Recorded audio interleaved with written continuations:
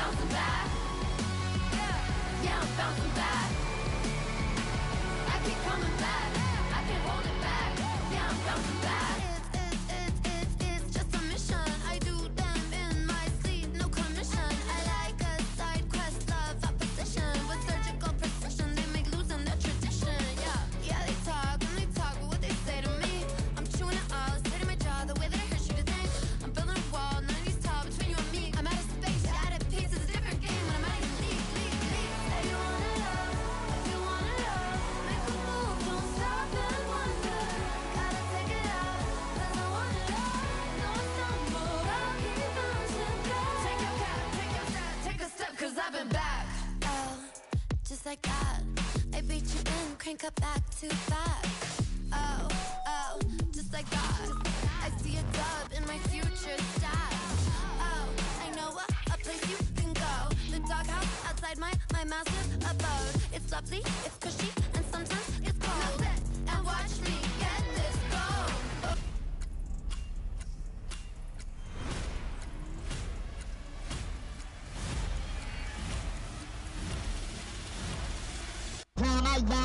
We up in your business, we ain't stopping, yo, it's time to go, let's get it. Whole squad, get ready now, let's go all out, let's win it. We gon' get the bag, we gon' get the loot, and if we gotta fight, you're gonna get the boot. Nowhere to hide, when we in pursuit, 'cause we the champions, y'all can't dispute. Let's go. Woo!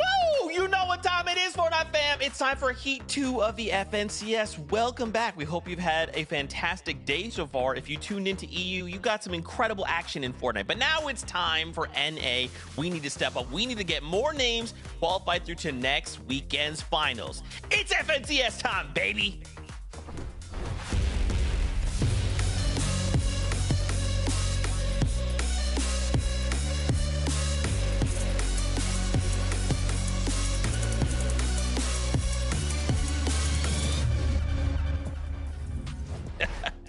We're back at it again, friends. Back at it once more. It's great to see you, Kelly. It's great to see you, Vivid. How are you guys doing? Heat number 2 is here.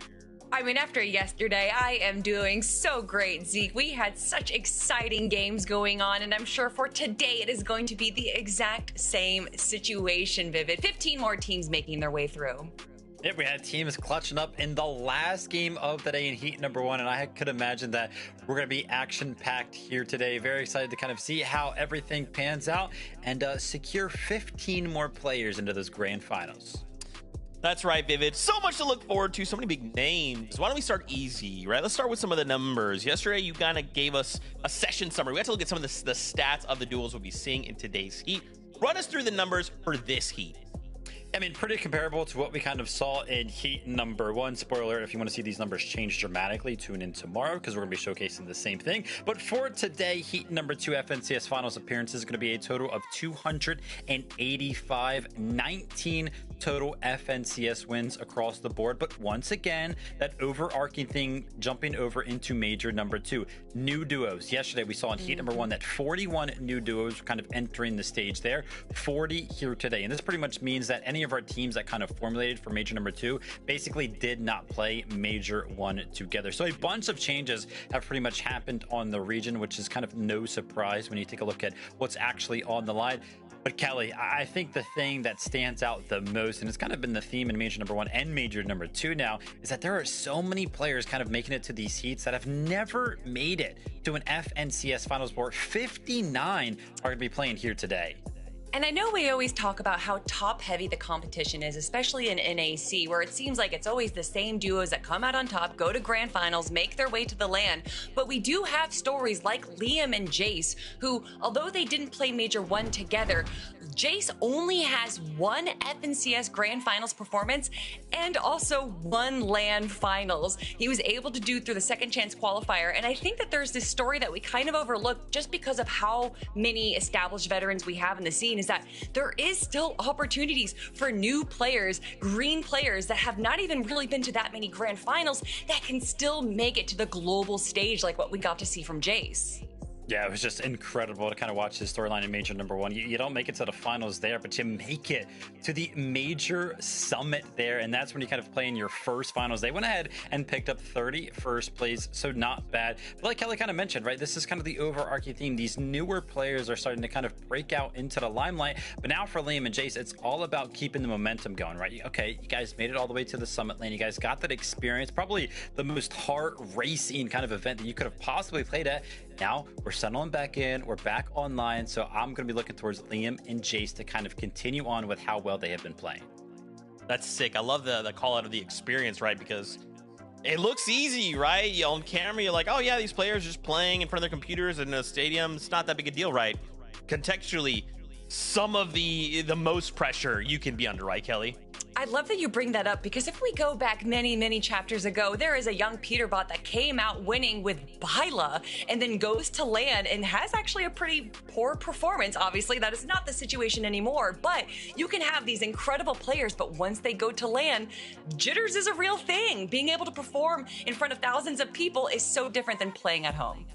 Absolutely. Well, friends, as we get ready to dive into more, first, let's meet up with our casters. Jacob, PR, MDF, say what's up. Thank you so much, Zeke. And honestly, coming into today, we didn't really talk about them too much yesterday, but it's the new mythic weapons coming to this season, joining some of the old ones like the mythic striker pump, but it is going to be that mythic pistol at the top side of the map, Monster. Most definitely, and we know Queasy and Victor V are going to be fighting for this one, and so long as they're not contested here, Jacob, they should have a smooth sailing. It's a great drop, but again, it's the power that the mythic weapons bring to the table that's really going to change the way you're able to play the game, right, and fight with confidence. Yeah, whether you get it right out of the gates like Victor V or Queasy, or take them down to get it in your hands, if you find yourself on high ground, look at this. They're just melting teams in the backside of the zone. They're picking up key eliminations and essentially keeping themselves alive. But it's not just the pistol. It's the Warforged Mythic AR as well that lands just outside of Sinister Strip. And we saw it in Okus and Zonda's hand yesterday when they qualified. Yeah, and the gameplay here might be highlighting, of course, the big dogs we'll be watching tomorrow, but what is important to know is that this weapon here is a game changer. I mean, there's some mythics that are a little bit more powerful than others, some that will give you a bit of an edge, and this rifle here is definitely one, Jacob, you want to fight for. Yeah, there's a few of them all over the map. You take down bosses, you get those in your inventory. But there's also a couple mini games around the map. Shadow and Virgo, uncontested today. They're going to go ahead and play that duck mini game, get that mythic striker pump in their inventory, and that one is going to be a scary sight, right, Zeke? It is, Jacob. I like that. I like that you bring up Shadow and Virgo. More on them in just a little bit. We wanted to do something fun here. Kelly has highlighted a couple things for us. We wanted to compare some of the duos and like the individual players and their performances leading into today. Kelly, do you maybe want to talk us through some of that?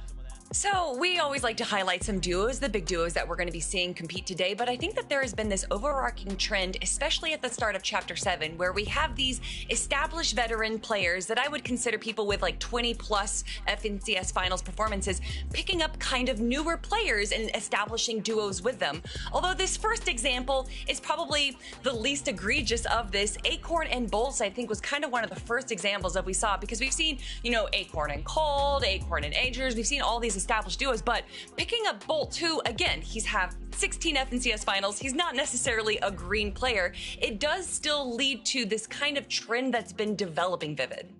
Yeah, and it has worked out so well for Acorn and Bullets. I mean, you've got the guy on your team who a lot of people have thrown into the hat in terms of names that they think could be one of Fortnite's greatest IGLs ever in Acorn. And you got Bolts, who kind of came onto the scene and has just been seen as this very, very mechanical player. And they have kind of honed in on those roles so well. And it has worked out so good for them to here in Chapter number 7. I mean, if you just go ahead and take a look at their straight up performances, Major number 1, they got 3rd place. At the Summit LAN, they got 5th place. It is very, very hard to kind of ignore how well these guys are playing. That is so sick when you put it like in that context, right? Like, okay, so obviously Acorn and Bolts, we know them, we love them, and their stats, I mean, as you can see, are pretty good. So if this isn't the kind of newcomer, you know, comparison we want to make, Kelly, what is maybe a different comparison we could make? Is it, I mean, what about Aviv? The big cheese Aviv, and maybe, I don't know, Avir? Well, what's I put their names interesting, together, Aviv. A Veer. A beer, yeah, we can call them that. I think that's a good team name. So what's interesting with these examples that I'm bringing is that we do have the classic IGL, maybe they're a little bit older and then they pick up a younger fragger. But we also have what we know in this year that they've been kind of a double fragger in, as far as the team composition goes. And so we also have the established pro like Aviv picking up another fragger instead like Veer. And once again, it kind of brings a new dynamic into the scene. It allows these players like Veer to get the experience with Aviv, but we also know how important it is to have two fraggers in the game.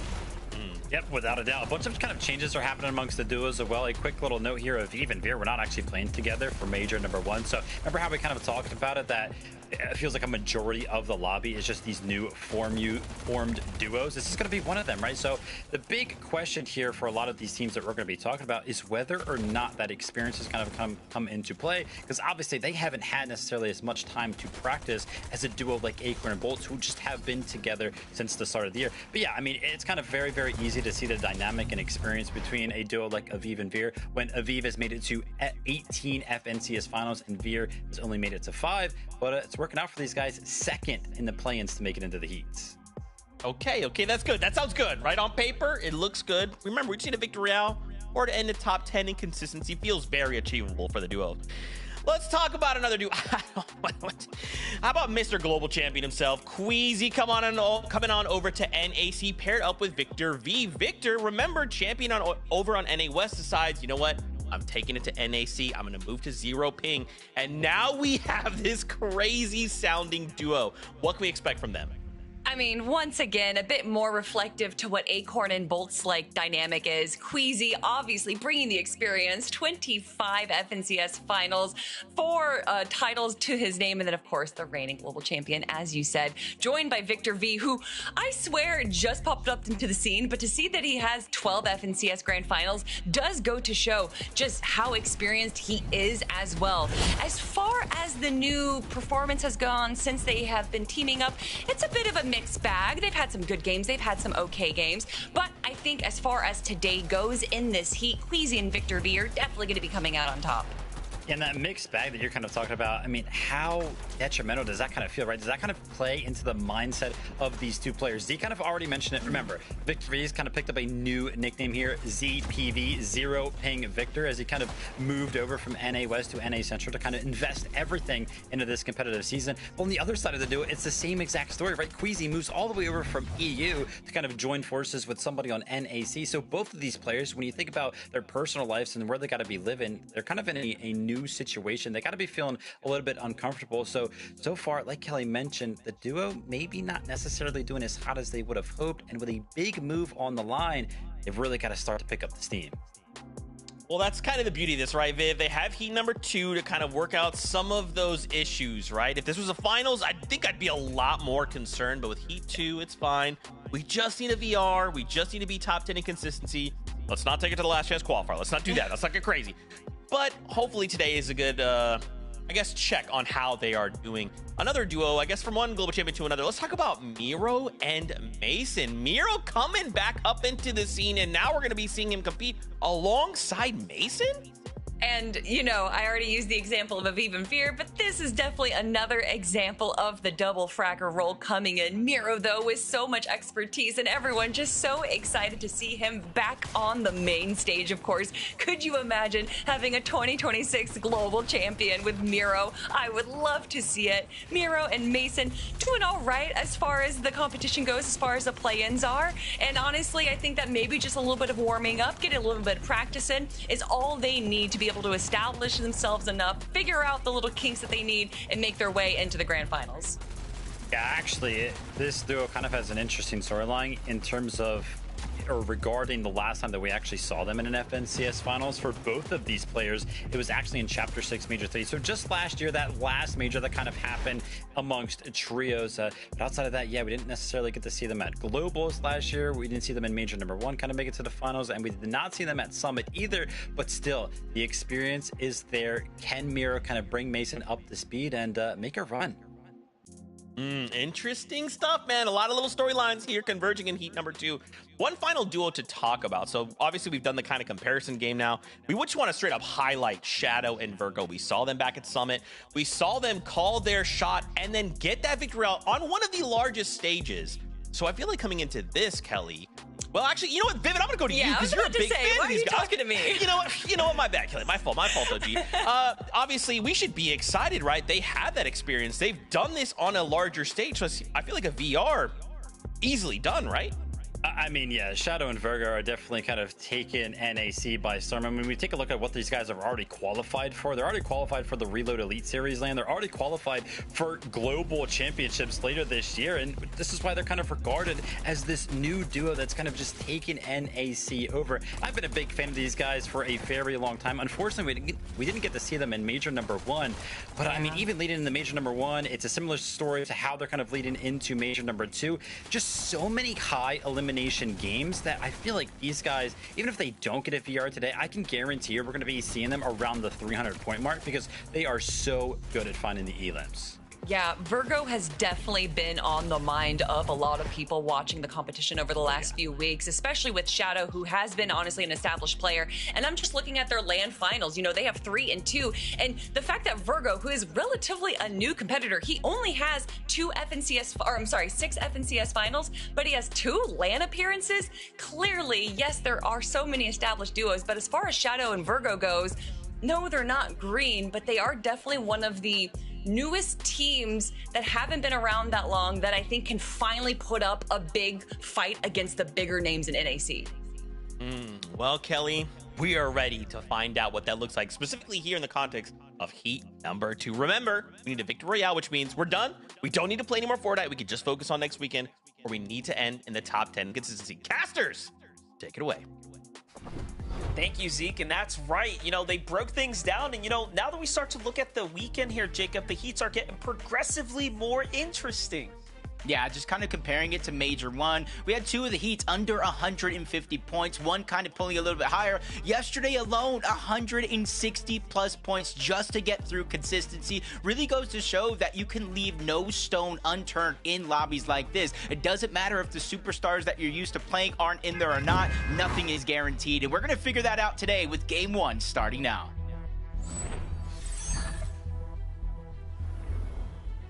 Heat number 2, game number 1 is now set to begin. And again, this is a really interesting heat because for the first of the heats now, we get to see teams that are qualified for globals competing here in the heat for this FNCS, which means they have the pick of the litter with drop spots, conditioning, other teams' chances potentially, and so much more here. Jacob, I think when we start looking at this competition from a bird's eye view, by the time the day is over, we're going to see some interesting things develop. Yeah, I think we're going to have some interesting results. I think every single time we come into heat stages like this, we all have our predictions, the superstars we think will make it, but with 15 total spots up for grabs today, you almost got to guarantee a few of those will be some underdogs really trying to make a name for themselves. But Calamar Canyon, triple contested, but everyone picking their separate sides. This is the top side of that mountain. They're not going deep into Latte Landing. They're just trying to get the floor loop from above. If this was an AR or pistol, you know he'd be going down. But there's just too much distance for that striker to do anything. Hey, it does happen like that, but at the end of the day, you gotta win those ones or it's gonna be a tough weekend. Either way, that's about the fastest elimination I think we've seen here on the weekend, so set your clocks. But take a look at this, what's happening over on the other side. Looney Cran seem to be winning their fights as well, as they're contested by a few kind of in the general area, but they finish this battle so fast, they'll have this realistically to themselves now to get comfortable here. Yeah, these split drops sometimes can be a little tough, depending on where the split drop actually is. But this one, very, very similar to kind of like that Latte Landing situation. Big hotel. You just try to get a little bit of that floor loot and quickly put it to use. And Krampus Louie, they were able to get both of those eliminations, like you said, relatively early. So even those uncontested drops around them are going to have no time to try to third party.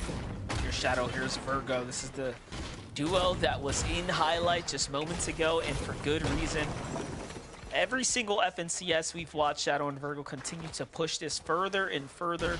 You know, Kelly said it very, very effortlessly there. Very eloquently is what I should say. You know, Virgo, 2 lands in just a couple of appearances in such a short amount of time is so impressive. Yeah, and he's already guaranteed a 3rd with EWC. He's just playing this major for a 4th, and Vixie, they're just hiding, using that chest as bait, hook, line, and sinker. Louis, off of that contested fight win, just runs into a trap, goes down, and leaves Krampus by himself. Luckily for them, though, they already eliminated their opposition. They know nobody's there, so it's just about timing for them. It's actually so tough because we were just talking about how there's a team nearby and they're unlikely to push. Well, I didn't think they were going to sit there and camp either, but that strategy is, of course, set to work. At least one good time. You know, you can't burn that one out. They're going to be very much on edge moving forwards now. Acorn Bolts, of course, is a team that is set to dominate here today. This is a team that is slow and steady, right? Never too flashy. Bolts obviously has the potential to be a fast type of player, but Acorn's someone who's got so much experience, so much tenure in these types of set lobbies. He likes to play for endgame. He'll put you right in the position to succeed. Get back to the action though. Here for Wonky Land, the team's finally set to clash. Ghost is going to be the first to fall. Tank might not win the engagement against Raz. Oh, this is definitely a winnable situation, though. Yeah, there goes the first knock. Numbers mean nothing when you have as much HP and shield combined, especially when Tank is just trying to heal up, using all of one Chug, just trying to get full shield and HP as quick as possible, but that lead him his teammate to a 1v1, and then now it's here again, Raz versus Tank, and that's where you kind of have that mind games decisions. Do you rush over towards the reboot like you see Tank trying to do? And this will force Raz to follow him. It will force him into a fight that hopefully he feels a little bit more confident in taking. Look, he actually goes the other way, so they're going to opt to disengage on both sides, grab these reboot cards, and call it a day. But Raz is definitely the one to clutch up there. I think he's earned the respect indeed here. Getting to another fight, though. A standoff between Wheeze and Boogie right now. It's looking pretty good as they have control of the high ground, taking the time here to go ahead and farm up these material counts.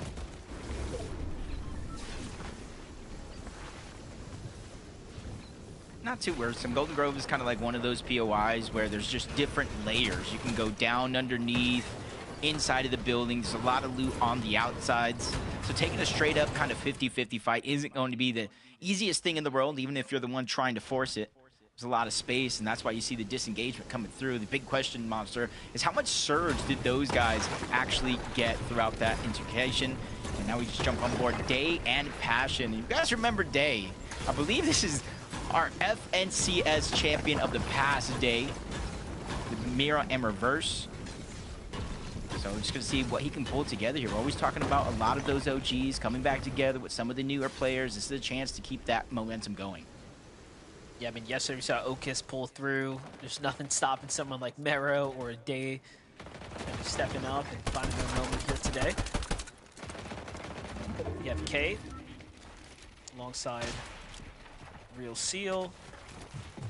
A little bit of a standoff right now. This is going to go into a pure box fight here in a couple moments. For the SRG duo, though, they're going to come down to the low ground and take their time right now.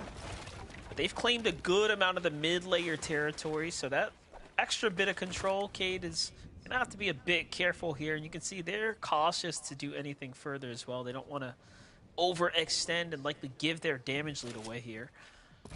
For the SRG team, though, Jacob, they're just kind of patiently waiting, looking for an opportunity.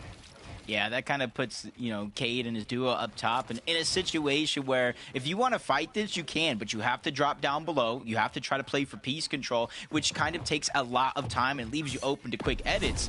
On the flip side, though, it looks like they're just going to go ahead and disengage. They don't want to take that risk, but just looking in the minimap, only one of the two up top used a shockwave to try to create distance, so there might be trying to bait him out of position, so that way Realize up at the top can try to land some damage. Cade's just gonna go and bust a move here to the outskirts. Team's kind of chilling up top. And they're just gonna let him do it, so. Jump over with Yuz and Sharkman. It's an exciting team right here. This is one that obviously has had so many FNCS appearances in the past themselves. Very confident team, one that is familiar with the set lobby environment. What's the strategy at play here? So we're going with a nice wide rotate here, just kind of playing into the storm pretty heavily right now to make their way towards the mid-game layers. But take a look at this. Tank, after the disengage from the last fight, just no breaks here. Yeah, it just doesn't get any easier. Sometimes when they hear those reboots, it's a green light to go. They know at least one player has absolutely nothing in their inventory, so they're trying to use that as a big advantage. Jackson Plasma just sitting up above, crouching down, trying to hide the audio visuals while they attack from two different sides. Stars ends up in the box, but only for a short second. Good damage pouring out from the duo, but they need HP. They need the elimination, else this will continue to happen. One down's going to go through, but not enough to get the elimination. Jax Plasma, they stand 10 toes tall and get both of those eliminations off of the Wonky Land team. Played it well, they win the fight, and it cost them a fair bit of material, so luckily for them, they'll have that zone favor here to go in and get comfortable once again. And look, Jax had nothing left, by the way. 0 builds left. That's how extended and drawn out the fight was. In the end, they come out on top when it mattered most. Victor V and Queasy on the other side going straight to the sound and true strategy. We highlighted those mythic items that they would be battling for. It's going to be Victor V you see every time with it. Queasy knows very well that Victor is his fragger, and he puts all the trust in Victor to step up and handle things when the time comes. Yeah, and the way they actually ended up uncontested at this POI, if you guys remember, Cole and Madden were kind of landing. It was a different variation of the map, but towards the same exact spot. And when Queasy Victor V first teamed up, they were fighting it out until Queasy and Victor V forced them to move. Cole Madden also in this lobby, landing at a triple contested fight at Calamari Canyon, something we saw early on, but it just shows Victor V and Queasy really earning their stripes here in this lobby. And this might be one of the only teams they really have to worry about in the sense of taking damage. Liam and Jace, they have that high ground at Lifty Lodge. It's one of the main points that you can see over the spot where Victor and Queasy are at. Talk about Cole and Madden. You know, what's really interesting is that if they don't find success here, they are likely to try their hand back at Victor V and Queasy. Now, do keep in mind, Victor and Queasy hadn't seen them at all during scrims and practice leading up to the heat, so they're really not expecting them to, you know, come back. But you never really know if someone like Cole and Madden have a hard time. You know, no one wants to be triple contested, right? You're better off likely taking just a head-to-head clash with another familiar drop. So this is going to be really important that they do well here. Hey, we got Rogue and his duo on the side, just tossing some shots in this direction, making it harder for everybody involved. Lucky's just being forced to back up, along with CRZ. Cole and Madden doing a good job of putting down pressure here. Not landing too many shots, though, so not super building that confidence up as Lucky just continues to scramble around, trying to create some space, but that's the same thing that does them in. They catch an opening, and they catch him slipping. Big elimination right there to go ahead and give them a nice little bit of an advantage here. They needed that, too. Little siphon, extra, you know, material count here to play with. It's the perfect position to be in now, so they'll be able to bounce back. Familiar name here, Oliver OG. You guys are wondering who his teammate, 2X Belly Boss. That's X-Pon, him, and a player that played in yesterday's Heat, Doxy. These guys qualified out of NA West, actually, to the Summit LAN. And it was their last game of the day. They needed a win. They punched out that win and was able to play on LAN at the Summit. But now teamed up with Oliver OG, who actually plays a lot of NA West as well. So you can see why a duo like this would form. But sitting here now, they're in zone, but only 69 above the damage threshold. Even if they stay above the damage threshold for this zone, sooner or later they will fall below if they don't connect with more shots. Yeah, we've seen that happen time and time again. Some teams do better with adjusting their strategies. Others never really seem to find the confidence to figure it out. Evident with Sales and Vert here. Seen Sales this week, working hard, getting his practice in. Alongside Vert, this is a pretty interesting team. Vert's always someone who's like a sleeper pick. Comes up out of nowhere, performs when you least expect him to. Remains kind of in that conversation, so like how they're off to a strong start right now. The single elim, but we know, Jacob, it does come down to a lot of placement points, right? Like if you can make your end games, you'll be set up to have a smooth day. It's just tough. Even though it looks like they're doing well now, you just really got to see what the edge of that zone is going to look like. It's not a lot of damage for the amount of time that they're taking, but the longer and longer just like Curly here, along with Tyler. Even though they're a little bit closer, the more likely that edge is going to be crowded. But you see it pull towards the north. More than half of it is already in the zone. So if you have enough med kits, chug jug, you could choose that as your spot, wait for it to open up. It's an investment of your resources early on in the game, but it's an investment that might pay off if you consider that's the Lifty Lodge Mountain. That's a good amount of high ground, so it might be worth it in the end. Yeah, well, now we're getting to that half in, half out zone. Getting deep into the tournament run now. Tyler, Curly have quite some time to go. You can see the zone's really starting to add up, though. They only have the big chug jug there to work with for now, at least in Curly's inventory. Meanwhile, Day and Passion on the move here, 3 below. This is a rough spot to be in, but they have a team. They're fighting while they're trying to move here. This is really important that Day puts some damage down here so Passion can buy a little bit of time to get his make it off. There it is. He's going to be able to cap off, but doesn't take the time to pop his shields. He does it out in the open. This is so risky. Oh, if the team behind him was any more accurate, that would have probably been his game there.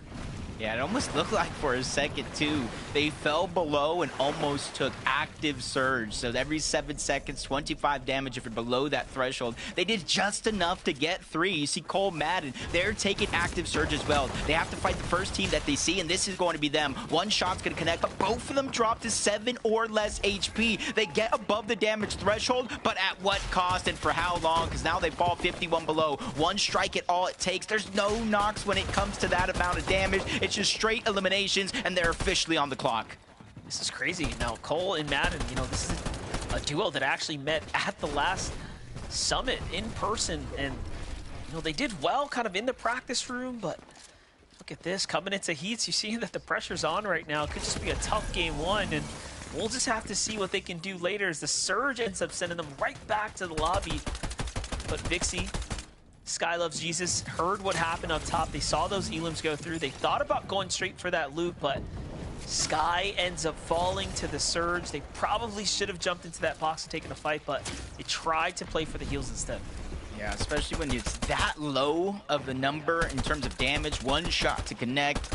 You do see teams try not to get desperate and try to play very, very calculated. Noxie and Dash doing the same thing, only 40 above, but only peeking when they have what they feel is a guaranteed shot to connect. And you see them tarping out, using almost a lot of their materials to try to give themselves a safe rotation, because you know when you're on that line for Storm Surge, a Shockwave could be one of the worst things to do. So everyone starts to focus up, and you see Victor V, you see Queasy already positioning for a bit of that high ground. They're the highest elevated team right now. Acorn and Bolt on the other side, sitting comfortable as far as damage and activity in this game goes, but taking a lot of damage here on this rotate. Already it's gone through about a third of their material count and a good chunk of their heals, it seems. Bolts has got the rest.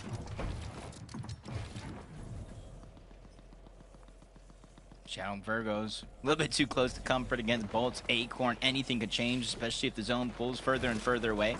And I talked about the Mythics, and the biggest difference in the Mythics is when you take down a boss for the actual weapon, it's 100% guaranteed. If you're playing on these mini games, you're getting at bare minimum a gold striker pump. So Virgo, either way, still winning, but 123 below. He needs to start putting this loot to work. You don't want to find too far below the damage threshold. You really don't have heals to deal with this type of pressure, so you have no choice but to go. Now Storm Surge activates. That damage is definitely going to be scary, but they're finding shots left and right up until now. Virgo takes a haymaker. That's Acorn and Bolts. I said it was too close for comfort, and now you see why. Yeah, I was going to say, of all the teams that could have been next door, it's a tier 1 duo. Like, that is not the duo you want to just fight box to box, especially with the pressure being on their backs, and Acorn and Bolts come up on top. It's Bolts who lands the monstrous opening shot there. Just like that, that entire fight turns around. As we jump in with Victor V with a quick knock here, too, doing exactly what they promised us. And that's making it to end games and positioning up on these high ground positions. They're really trying to define themselves as the high ground team here of the entire lobby, by the way, of the entire region. And that's what's really exciting about seeing Queasy pair up now with Victor V here.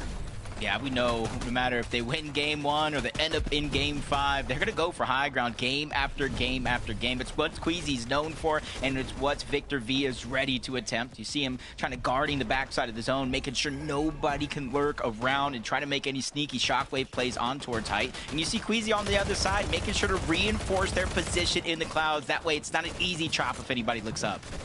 You're in a Eve thinking about it too. They can see that monstrosity of a base in the distance there. As the zone's about to load, it'll start sending us in a direction or the other. We'll see where this is going to end up cutting. It's going straight towards Victor V and Queasy there. Very favorable. Aviv and Veer go with the early rotate here. He makes it over the builds. And on the outskirts they go. I'm looking at the wide shot here, though. You can see Bolts is a little bit damaged there, too. I wonder if they're going to have heals to bounce back. But first, we jump in with Mason and Miro. This is where we want to see what Miro is capable of. He has the track record, the history of popping off in endgame. And he's almost like...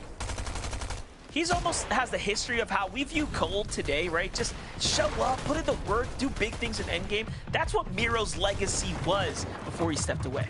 Yeah, that global championship under his belt. He's not the only one in the lobby that can say that. Acorn and Bolts underneath, 400 above. Only 2 players going down, Wild shirt off, Storm Surge, so it's almost a moot point for a team like that that's so far above the damage threshold. But you see Aviv and Veer once again trying to get to the front. They run into Sleazy and Vin, a little bit of a fight there, but they're able to catch their balance. Tyler and Curve staying elevated. And you can see, even though only one player needs to go down, they're still playing with Storm Surge in their mind, trying to go ahead and surprise attack onto Sharkman and Yuz. Even without finding success, they're staying on a momentum. Sleeping on Acorn and Bolts right now. 4 eliminations, not too shabby with how much more of this end game is left in front of us. 40 players plus remaining here. Comes their way, kind of fighting through this low ground layer, looking to elevate themselves up. And still, do keep in mind, you have Victor V and Queasy kind of sitting up top, pressuring all the other teams. So Bolts and Acorn making the right decision to stay low and kind of out of that line of pressure is working out well for them so far. Just gotta wonder, when will that time come? If that time will come, because Queasy Vic, they're doing a good job of putting pressure down from above, not really get anybody a chance to look up. Aviv and Veer staying strong at the front side of the zone, but this is where their loadout and material count are beginning to look a little weak. Pushing through the builds, the free edit comes in. Another shot's going to land on the Yuz, but not a confidence-building one. His Bolts does go down. Acorn trying to save the day here. He does have time, but is it enough to actually get the revive? I think Bolts just took a little too much storm damage right there. Meanwhile, Tyler, Curly finding knocks and eliminations here on their layer. And already we see shockwaves in their inventory too, but no material count, so high ground's out of the question here. This is desperate. Tyler bounces back. No elimination there. They were hoping to get the refresh, and there's a lot of options in front of them. Meanwhile, Victor, Queasy, what's this, 3 or 4 zones worth of high ground hold right now, and it's going up and over the mountain. This is very favorable for them. They might be punching their way out with an early ticket here today. Yeah, they can easily beam players as Mason gets another one in the backside of zone. A much-needed elimination. The Siphon was important for keeping him alive. Mero's in that same situation, but he has to shockwave up and over. Lands one shot onto Victor V, but cannot fight that one out. It's just a warning shot for Victor V and Queasy as it continues to go up the side of this mountain. But since they are so high up, they have more than enough time to try to get healed up before the inevitable clash will happen at the end of this game. Acorn's by himself, another elimination. That one onto Vert, and then the follow-up. Let's go, Acorn. Finding his back-to-back eliminations right now, and then making a 3-piece. Can he get a 4? Absolutely, and that is onto the young prodigy, Victor V there. Victor's trying to scramble out the box. He doesn't want to give him any more than he has to, but there's no pressure. Acorn knows he's got the Siphon there too. What just happened? Bro, what happened was Bolts went down. Acorn said, yo, hold my chug jug. I got this. And he just went on a frenzy. Almost everybody alive in this game is a solo except for one team. And they might be down below because Queasy also a solo on the high ground, getting overtaken by Acorn. He has over 500 materials left. Even as a solo, it seems like a winnable situation here. But he has to go through Liam and Veer on the front side of the zone. Yeah, definitely an excellent showcase by Acorn to take high ground, using them shockwaves perfectly, and he is just all that remains. No. And then he gets another knock. Acorn is just playing exceptional Fortnite right now, but Queasy's still alive inside the storm. Acorn's doing all the dirty work for Queasy. Queasy listening to what's happening here. Acorn now recognizes what's going on, but the Siphon comes through. Jace tries to pick up the Siphon material, and now Acorn still has to worry about Queasy on the backside of the storm. Yeah, but Queasy has options here. Does he go to one of those vending machines, or he tries to interrupt this fight? Still almost more than half of a Chug Jug left. Jace is literally living on a prayer. Where's the other solo at? Distract Acorn. Do what you can. He's probably screaming ear to ear, but Acorn is holding his own up above, even with those eliminations. That was just the boost of confidence he needed, but the chop comes in. He saves himself to make sure he doesn't take that fall damage, and he is the full health player here, relatively at least so. Gets another elimination onto Jace. Two of the greatest IGLs of all time now going at it one-on-one for a trip to the grand finals. Well, Queasy doesn't have a lot of HP. Acorn's just fired up right now. A great low ground shot. Here comes the next one, and Acorn does it by himself. What in the world? I think that was the best clutch we've ever seen of Acorn's career. He just does it again, and he keeps the streak alive of qualifying to the grand finals with an actual game win. He's not here to really play around. He's here to prove he is one of the best in the game, along with Bolt. Zeke. Yo! Acorn! Oh my gosh. Oh, Vivid, I think, was Acorn your MVP on the Fantasy League, by the way? Acorn was my MVP on the Fantasy League. Yes! Oh my gosh, you're up on points like crazy. Acorn! Acorn just... Oh, Kelly, was that the best, like MDF said, was that the best solo clutch we've ever seen out of Acorn? Oh my... Yeah! Acorn, yes, I would like to apologize. At the start of the show, I was talking about how there's these veteran players that fit into the IGL role and they pick up fraggers because they can't get Elam. That is not the case for Acorn. My goodness, he put that whole game on his back. And to just see him get Elam after Elam, but also to play it so patiently, that is really what separates it. We've seen these people get into solo situations and they look like they're just running, you know, chaotically, but Acorn was so methodical in that in-game, Vivid. It looked like nothing changed even when he lost bolts. 19th place is when bolts went down, and Acorn went all the way, the absolute distance. Actually ended up winning this game. Take a look at how many elims actually happened in that specific 1-by-1 on the ground, and after that, he just had so many materials. You gotta imagine, right? All those materials that he got.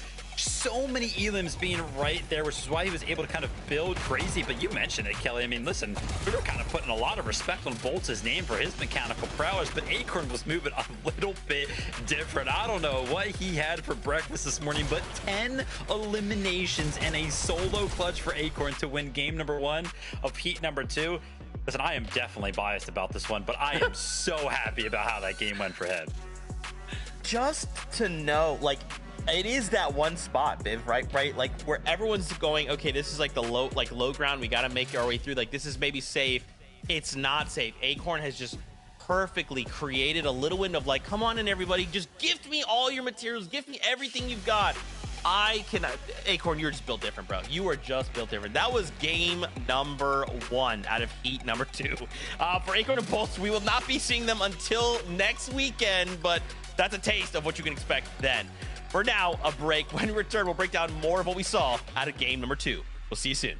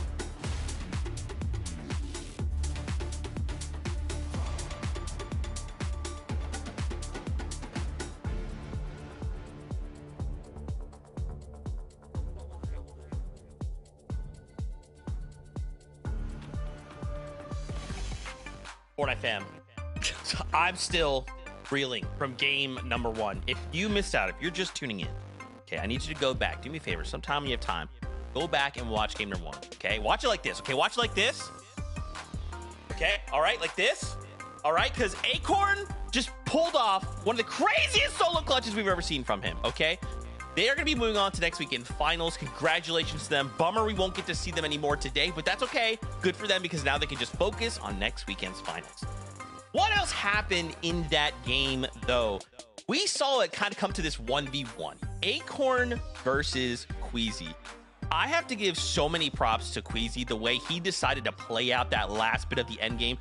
Just super deep in Storm, like knowing exactly, hey, how much Storm of, like, can I actually take? Waiting to the very final moments to try and take this 1v1. Obviously, we kind of saw Acorn also take out Victor V at one point, Kelly. So Acorn playing spoiler to the whole plan, but man, a second place is still very, very good. Definitely a great game from Queasy there, and honestly, it coming down to the two most highly regarded IGLs in the world and potentially the history of all of Fortnite, having it be Queasy and Acorn in those final moments is just such a beautiful cinematic moment for Heats. But of course, Victor V and Queasy, they are not done just yet. They played that end game pretty well. Obviously, it did not ultimately go the way that they wanted, but they controlled high ground pretty well until those final moments where Victor V unfortunately did go down here a little too aggressive with trying to take all this loot, and that is one of the risks when you have high ground, right, Vivid? Yep, without a doubt. I mean, obviously, at some point, you do have to go ahead and drop down and get some of that refresh, but I would say that this was a very good game for Queasy and Victor V. I mean, you kind of talked about it already, but their control over the high ground, how many times have we seen in a very similar manner that we kind of saw in Major number 1 with these overdrive grenades, or even in Heat number 2 just yesterday, how many times have we seen high ground kind of change hands in these sorts of metas? But Queasy and Victor V, them having control over the entire end game, I think it just speaks volumes to how good that they were doing at conditioning the lobby with their position. So sick, dude. So sick. Taking height as early as 8 zone and only giving it up for just a moment because Acorn was just decided this is going to be my game. I'm going to go absolutely sicko mode. Also wanted to highlight here Aviv and Avir. I keep wanting to say Avir. I don't know why. My brain, calm down, brain. Aviv, Veer. Doing really well in this last game, right? A 5th place with 6 eliminations. We're currently looking like we're trying to target that consistency, which is chill. I'm just excited to see. Maybe they can pull out a VR. Maybe. I'm curious. Yeah, as far as just one game out of 5 goes, getting this many points is definitely setting yourself up for success. It definitely seemed like they were kind of sticking to the mid ground, which makes me wonder if they were just a little nervous about all the action that was going on in the low ground. As we can see here, Aviv was picking up a few eliminations. Unfortunately for Veer, going down without being able to bring too much, but Aviv with this solo clutch, able to bring in a few more points, a few more eliminations, and honestly, when the end game doesn't go your way, that's all you can really ask for. Yeah, I mean, Kelly, we can't be making points, by the way, about how these IGLs, these experienced players, are kind of picking up these young guns, and then the IGLs are the ones that keep clutching and ending up with all the eliminations. Like, I don't know what's happening today, whether or not it's opposite day, but so far, man, we're seeing these experienced players and IGLs perform on a whole nother level. Today is definitely different, right? Like, I don't know what everyone's thinking the same thing. We got to start preparing ourselves for finals. I also wanted to tip my hat there to the team in second place, Liam and Jace. You guys talked about them at the top of the show, and now they are currently in second place after just the first game. Like, obviously, we still have 4 more to go, but Kelly, this was a really strong showing of Heat number 2. Yeah, 100%. I mean, that was just game number 1, which is crazy that we literally got Acorn versus Queasy for game number 1 of Heat 2. Everyone was like, oh, this is going to be the most boring Heat. Maybe not. Yeah, we had, I mean, Queasy run around as a solo, Acorn run around as a solo, like 2 of the most experienced IGLs in the game. And then you look on the logo and you're like, oh, look, it's Liam and Jace, completely new to this scene and kind of have barely made any FNCS finals. I was like, yeah, these guys, man, they are going to struggle against the experience. Man, oh man, can Queasy bring it back, right, and get a VR in game number 2? It's time to find out. Game number 2 is ready, casters. Over to you. Thank you, Zeke and Monster. I gotta agree. That being game 1, I'm not sure what other surprises we can even expect at this point, but that goes to show with Acorn and Bolts no longer in the lobby, Frosted Flats has just opened up. Yeah, you know, it's really good for the likes of the rest of the lobby, right? For us, selfishly, listen, I can check out right now. That was a great clutch. We love to watch exciting Fortnite, and that's what makes these weekends so special. This is what we look forward to on the FNCS stage. So, you know, for me, I feel really good. I'm ready for game number 2 at this point. No, I definitely am. You know, seeing Acorn go against Queasy. We have Miro in the lobby as well. I'm getting a little nostalgia, flashbacks, but we can't get stuck on those moments because you still have even Victor V playing with Queasy. You have Liam and Jace. You have Aviva. You have players that are still swinging for the fences to try to get that spot, whether it's through a win or through consistency. And Acorn and Bolts is one of those teams where you know they would get in, win, or consistency, so they just alleviated some of the pressure from the lobby. But let's get ready because game 2 is here.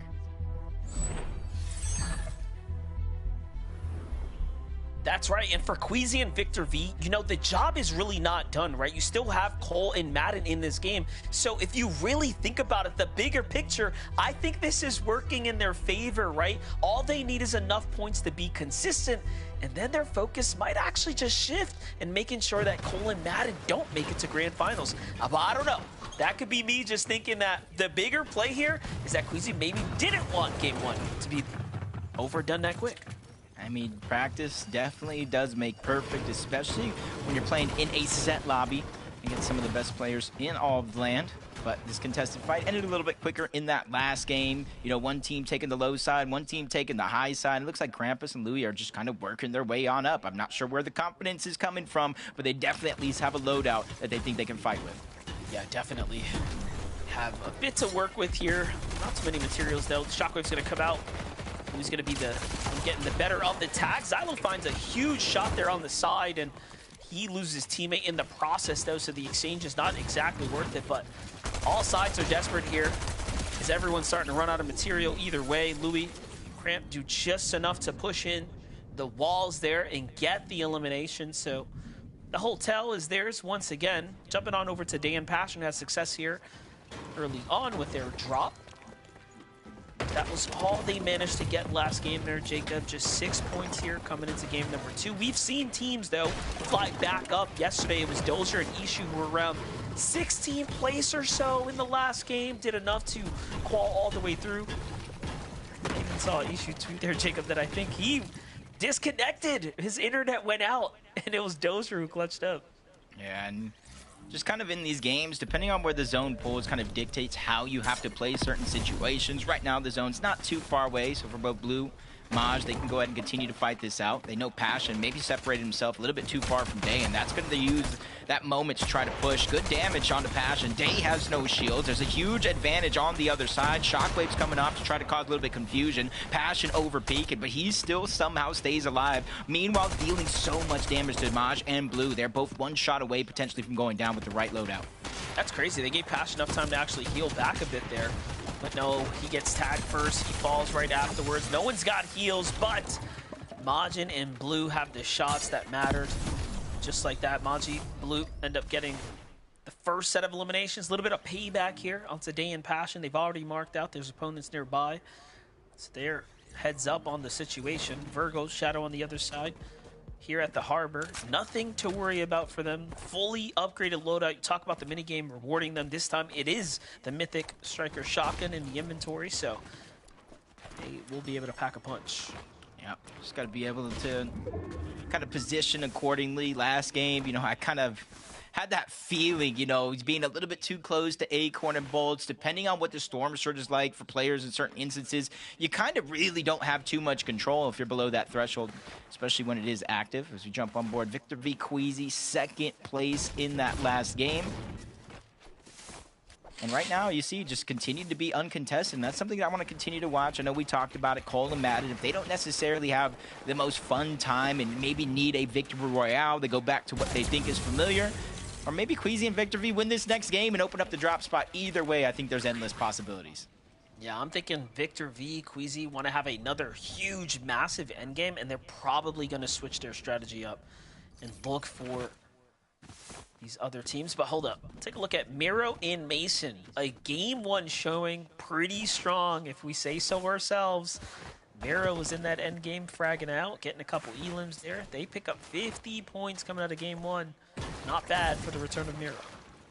Yeah, There always finds a way, just, you know, just going from relaxing, doing his own thing. You know, there was a moment where he was trying to qualify through NA West last year. Didn't necessarily work out. Took a little bit of break, comes back, and now he's kind of swinging for the fences.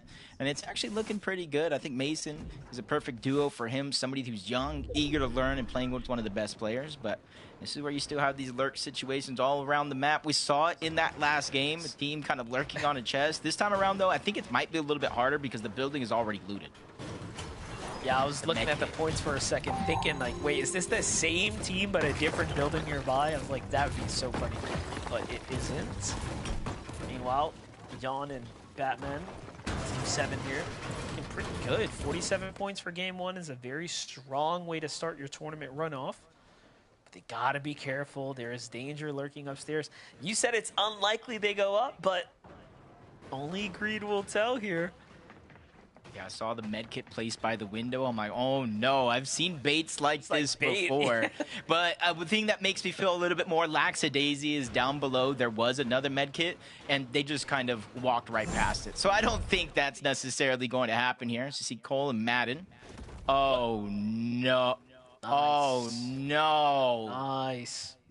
Does he get Elim though? Jumped out the window. Did anybody see it? If nobody saw it, it didn't happen. Besides us, Wait. of course. At this point, I saw his teammate jump out afterwards, so hopefully that was a shockwave. And not another... Oh, okay, I was going to say his teammate followed, but... Oh, good, it happens. I like that. Just in case you didn't see it the first time, you're like, wait, what happened? What happened? We just show you again, but I don't think that's too strange. It looks like they were in a good position. Depending on where the zone goes is going to be my biggest worry about that reboot, because if it continues to pull over towards the west by Calamari Canyon, it's going to force Madden to use some of his mobility, shockwaves, to get outside of the zone and closer to a safer reboot. So we'll see how that one continues to play out, if Cole actually got eliminated, if it was just a mistake that hopefully nobody notices for too long. Yeah, definitely. Here we go. So the bait and switch play is coming in. Batman does go upstairs, and he's greeted with 2 striker shotguns. And Crazy and Exhale are there. Just big damage getting put down here. And it's so unfortunate. Look at Seven's Yawn just dips out the scene here. He's like, all right, guys, I don't want anything to do with that. You got me, you know, just give you one for that one. But again, I think Jan was the one with some of the med kits. So he's not on too short of a timer to try to get his teammate back up. Can overstay his welcome, definitely for sure. Vive and Veer kind of moving south already from the Battlewood, trying to get one of those high mountaintops over towards Calamari Canyon, where the zone is actually going to go. So my question for Cole Madden, I feel like just got a little bit harder, but still relatively early on the game. 84 players still up. So again, we're going to have one of those Storm Surge stack games here. Yeah, most definitely. We expect NA Central to give us the best. And again, I meant it when I said that these lobbies have gotten progressively more interesting and definitely more difficult. I mean, you have teams in here, like we talked about, that are completely qualified to the globals. Yesterday's heats didn't have that. Obviously now with Acorn and Bolts qualifying through, it's just one less to have to think about here. But in any case, we have Vexy and Jair's Fires kind of hanging out right now, eating some Storm here. Too many teams set up here. He's noticing that QK's not looking his way, though, so he could rotate if they want, but there is that dude just to the right. Just a very cramped situation there, but if they have the heals, they shouldn't be too worried too soon in this game. Don't force themselves to make any mistakes here. As Liam and Jace still sitting on top of the Lifty Lodge Mountain. We know the zone is going over towards Calamari Canyon, so it's not too far away from Liam and Jace, so they can stay here just a little bit longer. They have access to a mending machine down below. As long as they have the gold, they kind of got a ton of options, especially with other teams rotating in from near positions, not just there, but the island and towards the south. Definitely enjoying the action so far for Percent and Acro, though. They have a single Elim. This opponent's still sitting up top. I'm curious as to why Real Seal feels so confident to actually stick around and fight this one out. He's either got nothing to disengage with or he's completely hopeless. Well, we'll find out here. Just trying to go straight in, but the shockwaves making it hard for them to land the shot. He squeaks his way in, lands a good amount of damage on the Percent. Hey, but when you're getting 2v1 and pressured like that, sometimes you're just prone to make a mistake, getting sent back to the lobby. Luckily for them, though, they still got 3 games left on the day. This is only game number 2 if you guys are just joining in. Acorn and Bold, specifically Acorn, a massive clutch in game 1 to qualify to the grand finals. Victor V. Queasy, 2nd place, and everybody else kind of falling below them on the leaderboard, including Curly and Tyler. One of our new teams to this major. Curly, just shortly before, was playing with Rise, and we saw yesterday Muzz and Rise qualify to the grand finals. So now going into today for Curly, I feel like in the back of his mind, I at least have to make it to grand finals, so that way he doesn't regret that decision. Yeah, for sure. Well, jumping over to some more action here, we have Jordan Brennan up against Nurse Toby here. We're sitting at the vending machine. He's got plenty of heals here purchased, but the team down low is already kind of rotating on out. So Toby Zerst, they can dip out if they want to. I think they can ambush a team here, though. They're playing pretty sneakily at the moment. They're not trusting anything. Checking if their side is lurking. They're going right down below. You already called it out. There was a team down there already using those teleporters. It allows you, for the most part, to safely traverse long distances as long as nobody else is down there. But too many times watching Fortnite competitive, there usually tends to be at least one team lurking down there waiting for somebody to make a mistake. So hopefully it's not a decision that they fall into. Sinister Strip, a couple teams still here. Zone not too far away. And this is where a lot of teams, just like Dash and Noxy, start to rotate in. Even if they're on the line like they are here, not too far above the damage threshold, but they're just trying to recycle and get more of their materials. Yeah, got to do what you got to do to kind of get back into the game here. Dash and Oxy, though, still have eyes up on Slay and Stacks here. Everyone's kind of hanging out, taking advantage of the middle here. A lot of teams nearby, though, as well. And you start to look at how the zone's going to play out. This is going to be a mega congested location. It's not including everyone that's in this storm as well. Just looking at the few teams that we've seen as well, only 132 above. That's fine for now for this zone. But if this one pulls far away, not only is that storm threshold going to change, but you're going to have to rotate in unison with all of those teams that are stacked, not only in Sinister Strip, but around as well. Krampus and Louie, you can see they're back up in this game. Ready to fight it out. JB and Ralphie, we saw them go down relatively early in that last one. At least this time around, 89 above the damage threshold. Sometimes you just got to take what you can get. You may not feel confident with the amount of damage that you have, but it's just a resource to get from point A to point B, and then you just go right back at it. Yeah, well, when this storm closes, Surge is going to officially start to activate and continue to do damage. It's going to be pretty tough. You can see it already starting to take place here as Ralphie JB dive in on a team. And talk about being confident and feeling comfortable with your damage. Well, that's one way to do it. Find another team on the way there. Catches them completely off guard. Pistol striker here, trying to see what he can make happen. Knight coming back to take the fight. He's only 75 above. He kind of recognizes, hey, I got to fight not only this team and push them back, but I need to get the card as well if I want a chance here. I'm not sure if they saw Miro Mason creeping up, but that was such a smart decision to just disengage. Especially, you can see Knight kind of below that damage threshold. Don't want to take any unnecessary damage. It almost looks like Storm Surge is active as well. So if you are below that damage threshold, you will be taking damage. But the zone does move towards the north. 111 above for Shadow and Virgo. This one isn't necessarily going to be easy. Shockwaving off the high ground, traveling a far distance, this kind of leaves you open to taking shots. So you have one of two choices, kind of deal with the pressure or just hopefully be able to kind of make it through late and not get stuck at the edge of the zone. Yeah, getting stuck at the edge of the zone can always be a tough position to find yourself in. Shadow and Virgo already using early shockwaves here, try to get ahead of the storm themselves. They don't want to be caught in the two-tick. Meanwhile, Oliver, 41 below right now. It's not terrible, but definitely, actually, this is pretty terrible. I was looking at the heals. I was like, oh, okay, they have some time. But no, they've already been exhausting their heals, so that just tells us they've been under this storm pressure for quite some time. Yep, only 20 on the Chug, 1 mini on the other side. They just need to connect with one shot here, but nobody's really fighting in the distance. Nobody's really peeking, and now it just got even worse. 164 below the damage threshold, almost essentially a full elimination worth of damage. And right now, they're not finding what they need. Oliver OG is going to get struck down by Storm, and now it's X-Pon in that same spot. He's going to get 20 from the Chug, but that is just enough to survive one more tick. It's just enough that he's going to go down. And Stack saw it. Look at that. They're like, oops, let's go ahead and take a detour here. They jump right in the box and get this scraps that was left over from Oliver OG. And look at this. Unnatural situation here for Virgo in Shadow, who find themselves 4 below as well. But they're inside the safety of the new Storm line here. But look, no heals for them either. So Virgo and Shadow, we've now officially considered a very much top-tier duo.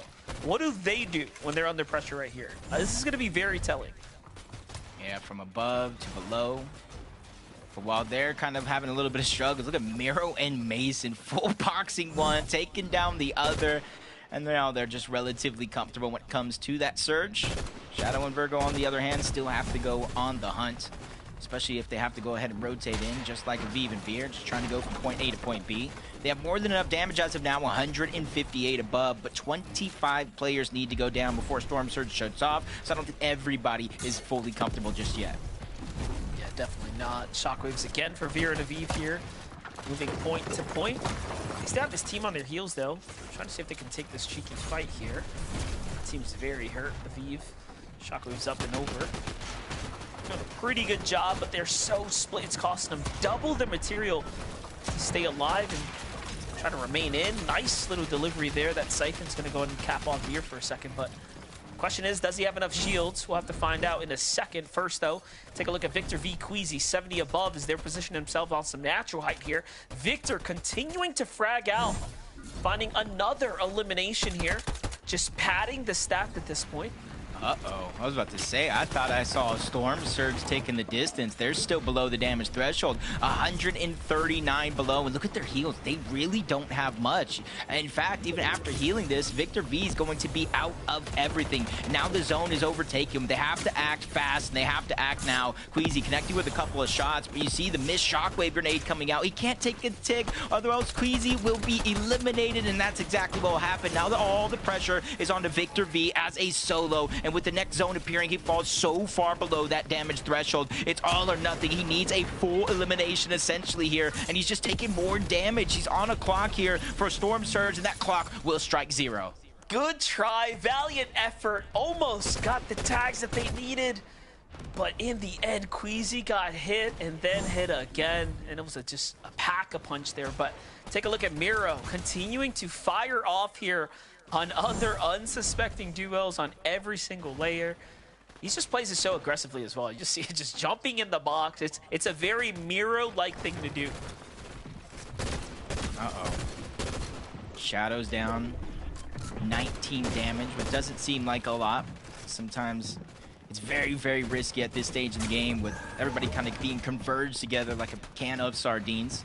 You're just waiting for that open opportunity where teams will potentially have to rotate into him, but just kind of looking at the minimap, he might have to create that opportunity instead of waiting for it to come. Yeah, I like this, though. He's kind of playing the outside right now, just looking for something to come his way. Meanwhile, Tyler and Curly now setting up for high ground pretty early here. They're marking where they need to start rotating towards. Miro Mason already shocking to the outskirts. Take a little bit of damage, but from Curly's perspective, he's looking pretty okay here up top. Meanwhile, Virgo gets that elimination he was looking for, this time onto Mason. Yeah, a lot of that damage came from Curly and Tyler up above. Virgo just took that opportunity and ran with it. Gets him above the damage threshold. Even while taking a couple more shots from Curly, he's going to get a chance to heal here on the front side of the zone before he continue his journey forward. Luckily for him, he has a bunch of extra heals in the pocket that he's now going to go through, and other teams are now fighting. That's why you see the Storm Surge numbers jumping up just a little bit while he's not dealing damage. It just goes to show how active the lobby is right now. You know, for a moment there, I was thinking, wait, is that a glitch? Is that an error? Like, what's 16 points for Virgo? Wait a second. So game one didn't exactly go the way that they expected, and this one's looking pretty tough. It's a really important game for them to get a little bit of a footing here in the tournament. Meanwhile, Miro finds himself by himself. Virgo still hasn't stopped. He finds 20 now as well. And another chug. He just continues to get rewarded with these chugs. This is what's keeping him alive right now. Yeah, and you saw it's no use trying to shockwave up, put yourself in danger, just trying to go to the road less traveled here. And he's finding nooks and crannies that he's able to kind of boost that confidence. But now we're going up the side of the mountain just a little bit. Virgo wastes no time trying to get there. But you see how many players he's running into, how quickly he's reacting to protect himself. This is literally giving me deja vu of what Acorn just went through. So smart, though, just not looking to take any unnecessary battles, just showing us that he wants these placement points more than anything. Consistency, way more important than chasing the highlight. And then you know Shadow's in his ear. Max Mysterio, you're good. Go, go. Those columns supposed to be crazy, but Seek Taki here on the low ground. Finally, they're finding their rhythm right here. It's their first end game they've made. Not a match for them, but not the same here for Aviv and Veer. You see them lurking down, getting desperate, trying to find elimination. They see a Lolo by himself. They go for it, but it backfires. It looks like one's going to go down, and Veer's going to be left by himself. Quick pass off for the materials from Aviv to Veer, but he's burning through those, just trying to give himself a safe spot to hide in. Needs an elimination for the Siphon, for anything that he can get, even waiting for his teammate in the backside of his own to go down, so at least he can get some scraps. Saw Virgo there go down in 13th. He did enough just to earn some extra placement points. In the end now, Jace, though, from a 3rd place into a near top 10 finish. He's also left as a solo. Taki, another solo. Just a couple heals for him to work with. QK's right underneath. Madden still in the game. Jace finds QK. QK barely had anything to work with. Jace scrambles out of the box, gets pieced, but he manages to slip out somehow. Meanwhile, Sales and Vert don't want to get greedy, don't want to chase right now. They find another player down nearby. It's going to be a nice little refresh for them here. Yeah, it wasn't necessarily the elimination points they were after, just the loop. We're going up a little hill. Them down below on the low ground might have to try to climb right back on up, just like Yuz and Sharkman. But they look up Curly and Tyler, literally just like Queasy and Victor V last game. They've just been controlling the high ground the entire time. Now they have that natural terrain, the big rock to cover them and just shield them a little bit more. While all the chaos is going on down below, they don't have to step foot in it. Meanwhile, Vert, Sales, they're down below. They're just going through the blender. Sharkman and Yuz looking down, taking advantage of every single opportunity here that's being presented to them as they pick up another elimination onto Sales. Yeah, Sales is met with the indestructible wall here. Very tough situation to be in to work his way around the outside there. Meanwhile, Yuz flying off the rails here alongside Vert. They find a ton of eliminations. Sharkman falls here, and it's just a scramble fest down low. Tyler and Curly have given up the high ground to try to get into the mix, and now it's up to Curly against Yuz. Yuz has got no HP, and in the end, Curly will secure the dub there. Hey, he split up from his teammate. He picked a new one to be by his side, and so far it is working out for Curly and Tyler. Nobody throughout the course of that game looked up, let alone tried to contest it. Congratulations and welcome to the grand finals. Curly, Tyler, man, that zone pool, brutal. But for them, they had height so early, like the cast was called out. At that point, it's like, what do? You guys are free to just live your lives up there. We're all struggling down below. Almost went a certain way, right? We saw it go down to the 1v1, but with enough resources in the back pocket, they were good to go. Now their next stop is the finals next weekend. Kelly, they got to be feeling great about that one. 100% for Curly and Tyler. I was a little worried though, holding high for that long, especially with how high they had that. I knew that they weren't able to get like a lot of refreshes like what we saw Bolts trying to do in the previous game. However, by having that natural height from the plateau that they went over, they were able to save a ton of mats. And honestly, I don't want to say that it was like luck because Curly and Tyler are an incredible team.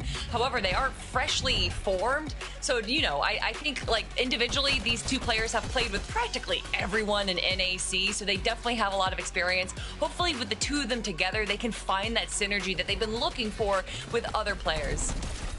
I think everybody at home, I think us up here on the desk have started to learn a little bit something about Heat number 2, and it doesn't necessarily appear that many duos are willing to look up and give these high ground teams a run for their money. I mean, yes, of course, you do have to play well from the high ground, but it doesn't look like there's any pressure really being applied from any of these teams. In fact, they're always just so far away in terms of the disparity and some of the elevation between the high ground team and some of the other teams down below. So that might be a win condition here for a bunch of our teams. That being said, I know there's one team that's going to be looking out. That's going to be Queasy and Victor V in some of the subsequent games. But for now, Tyler did a great job in that game. That's right, man. Again, we just need a Victory Royale, right? Or we need to be in the top 10 in consistency, but if we can get that VR, we can just go ahead and say, hey, we're good until next weekend. You know it's going to be a massive boost to the confidence. Okay, that was just game number 2. We still have 3 games left to go before we say goodbye on heat number 2. So for now, a quick break. When we return, we start to break down some things that happened in that game. Stay tuned. We'll be back shortly.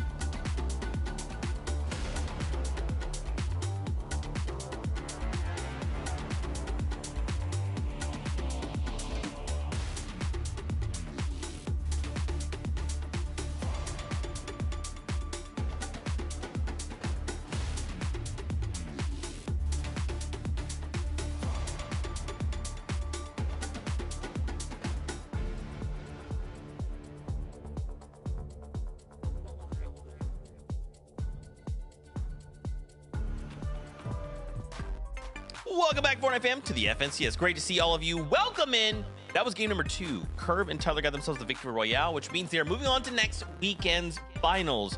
But Kelly, Viv, there's still 3 games left to go. Anything can still happen. Anything can and will happen.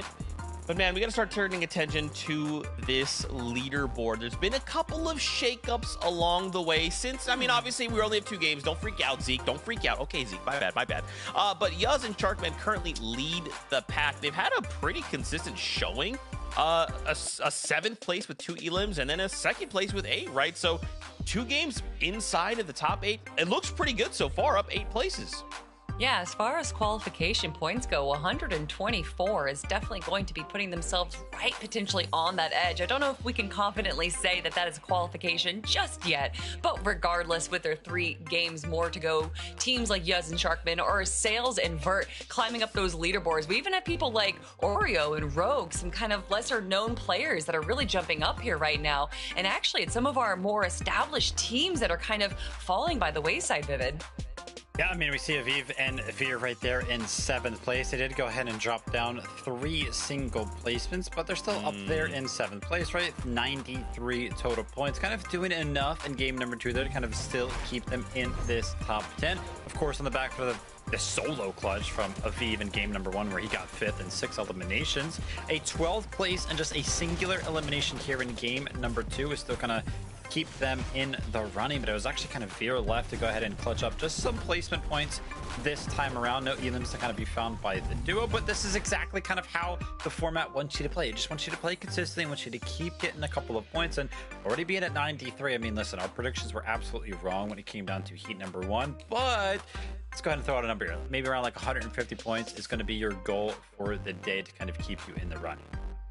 Yeah, yesterday was 161, if I remember correctly. So, you know, we still have 3 games. Nobody freaking out. It's pretty crazy. Interesting you called that out, though, Viv. We've seen now 2 games, a couple of these high-profile duos come down to solo clutches, and it's not quite working out for them. You know, the lobby is still pretty stacked, and for many of these duos, when they're kind of forced into these solo situations, at least so far in heat number 2, it hasn't quite worked out.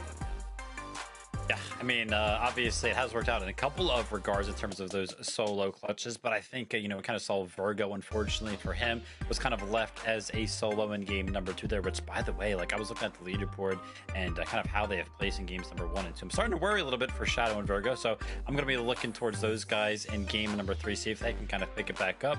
But yeah, you, of course, want to kind of make it to these end games as a duo, and some of our duos that are kind of consistently making their towards the top of the leaderboard.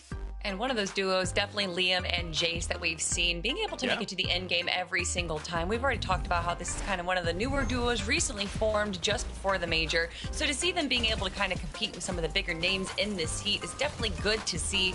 However, this definitely wasn't necessarily the game that they wanted. Jace coming down to a solo, and he didn't have any heals, he didn't have any builds, and obviously when it comes down to that, you're just hoping to grab elim after elim, hoping to grab some refreshes. And I think that as far as it went, as end games go, with the situation that Jace was in, he handled it the best that it could have been handled. Yeah, well, I do feel like some of that can be attributed to the just brutal zone. Yeah. We got to see a little bit of it there in that last little highlight reel. But man, look at this top 10. So again, just a very quick reminder, we're looking for a victory royale to move on to next week's finals, or to be in the top, basically look at top 10, which is kind of the top 15 on this leaderboard. We just talked about Liam and Jace. Look, 20 and Chimp Experiment Help actually up there as well, 7 places. I mean, man, obviously with 3 games left to go, anything can still happen, right? We still have time to take any of these kind of 2 games. Kelly, let's treat them as warm-up games, right? Let's just agree they're warm-up games, Kelly. With 3 games left to go, what are we looking to? Don't say oof. Don't say oof. What can we look to maybe change going into the back half of the competition? I mean, well, looking at the players there that didn't have the best end game that they wanted, it came down to a solo. It's because they don't have any heals and mats in the end game, and obviously there's only so much you can do to prepare for that. So by making sure they have a lot of gold, going to the minting machines, and then making sure that you're not taking too risky of fights in the mid game so that you're able to carry those mats and heals into the end game. But that's, you know, generic info. I'm not saying anything new. It's not like these players don't know it. When we come down to heats, it's just a big question mark. You don't know how they're going to go because these aren't the typical lobbies that our top teams are used to playing. Yep, without a doubt. And kind of Zeke was posing the question right there. What do you need to change kind of going into the second half of the day? Well, listen, that question can actually be answered in game number 5, the last game of the day, because the format actually does favor opportunities throughout. If you're in the last place on the leaderboard going into game number 5, you can still qualify to finals. So kind of Zeke coining them as warm-up games. Maybe he's kind of alluding to one of our teams kind of clutching up in the second half of the day. But for some of our teams kind of playing consistently, just got to keep what they're doing. I like it. I like it. Thank you for noticing that. Noticing me, Vid. Appreciate you. With that being said, game number 3 is ready, though. So, casters, over to you. That's right. Thank you, Zeke. Look, I'm looking at the standings here. I am also feeling a little bit concerned here, Jacob, for our friends Virgo and Shadow. You know, I didn't quite realize they had a tough game one. Yeah, honestly, this is not what I expected from this team, and I kind of see why. Typically, when you see a team like Shadow and Virgo play, they're more in that aggressive nature, picking up early game eliminations. Today, we haven't necessarily seen that, and with 2 chances already gone, you only have about half of the day left. You really start to have to pick it up and gain some traction. Yeah, that's right. And Storm Surge was a factor going into game 2 as well. So it seems like they don't have enough of that, I don't know, friction in their early game rotate right now, or the way the strategy's playing out. We'll see what they can do to make an adjustment, though. Yesterday, we saw Cold and Ritual struggle game 1, basically getting met with the same Surge issues. They made the adjustments, but jumping into game 3, let's see if the guys can do it.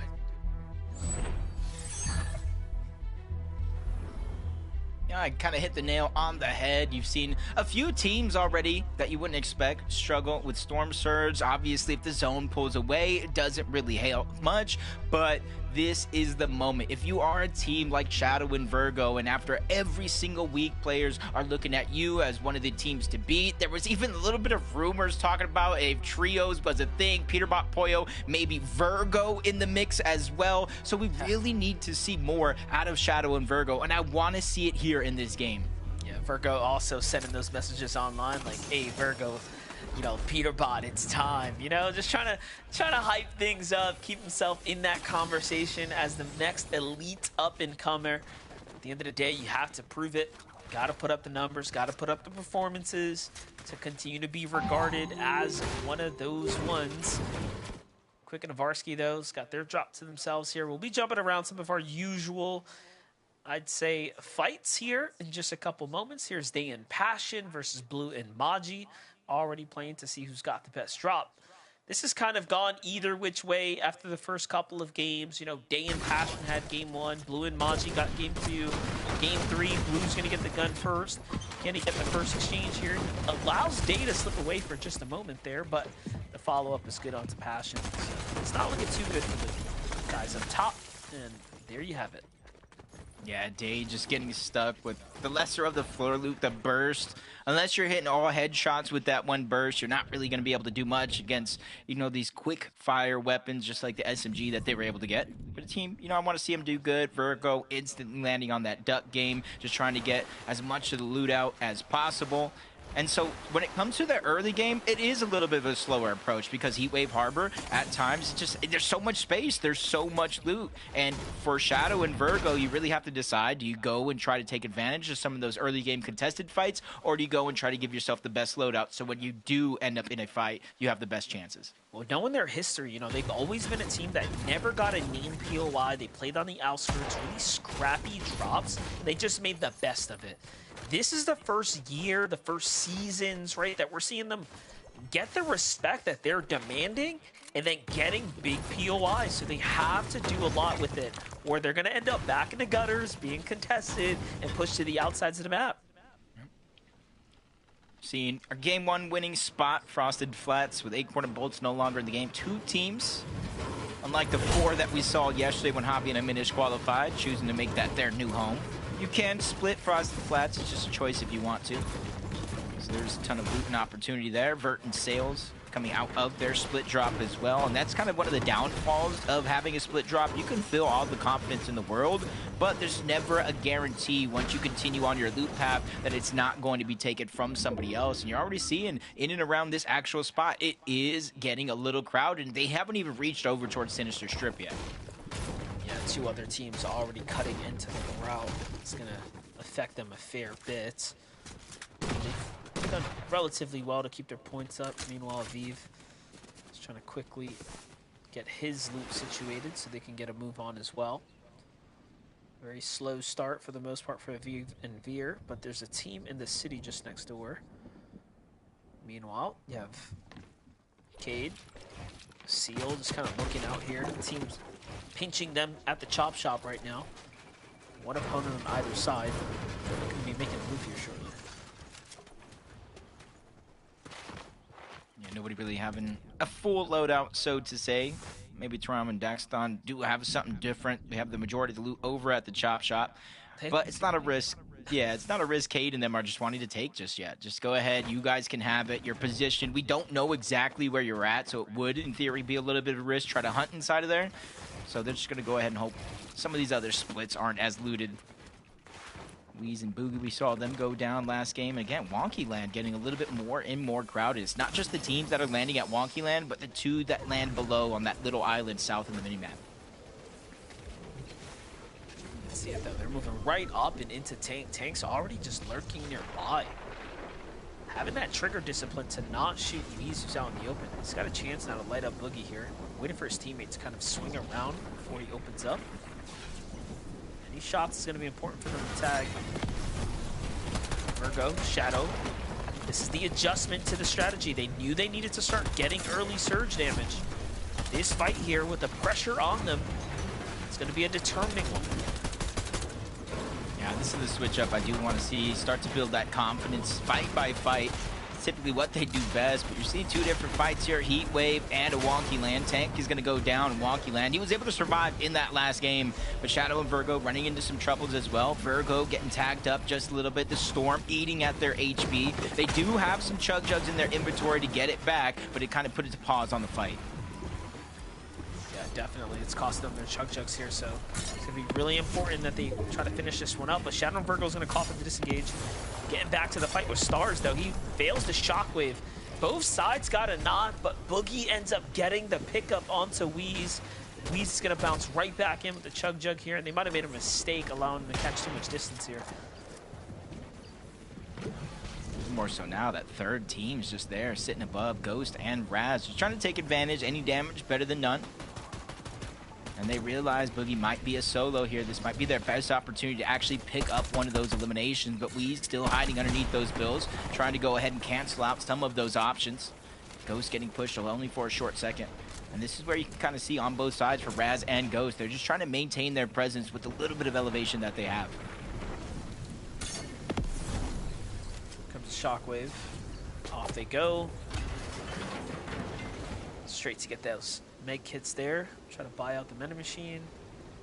It's the right play for sure. Meanwhile, jump into a little bit more of a quiet situation. Mason seems to be by himself at the moment. Yeah, no Marrow here, so he is at least going to get back to the reboot there. He gets some Shockwave cap out, and off he goes.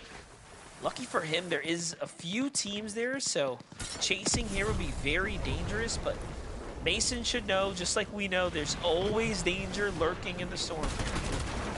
Yeah. You can even see just Jan, Nick on the other side of the map. They instantly are able to win their fight. Get the revive back up, slowly but surely build the confidence. 50 points may not be where they would want to be on the leaderboard, but with 50 points, you're just around that top 10 consistency bubble. Just need to continue to push yourself a little bit further, remain consistent in these games. Don't even necessarily have to win them all, but you need to have top 10 placements throughout the majority of these games. Got to start stepping it up here. This is the time to do it. You can do it in 3 games for sure. Otherwise, it'll take 2 monstrous games worth of points. This third one's going to be important to kind of ease things up and at least give you a chance in the race here. Oliver OG, Belly, have to do the same.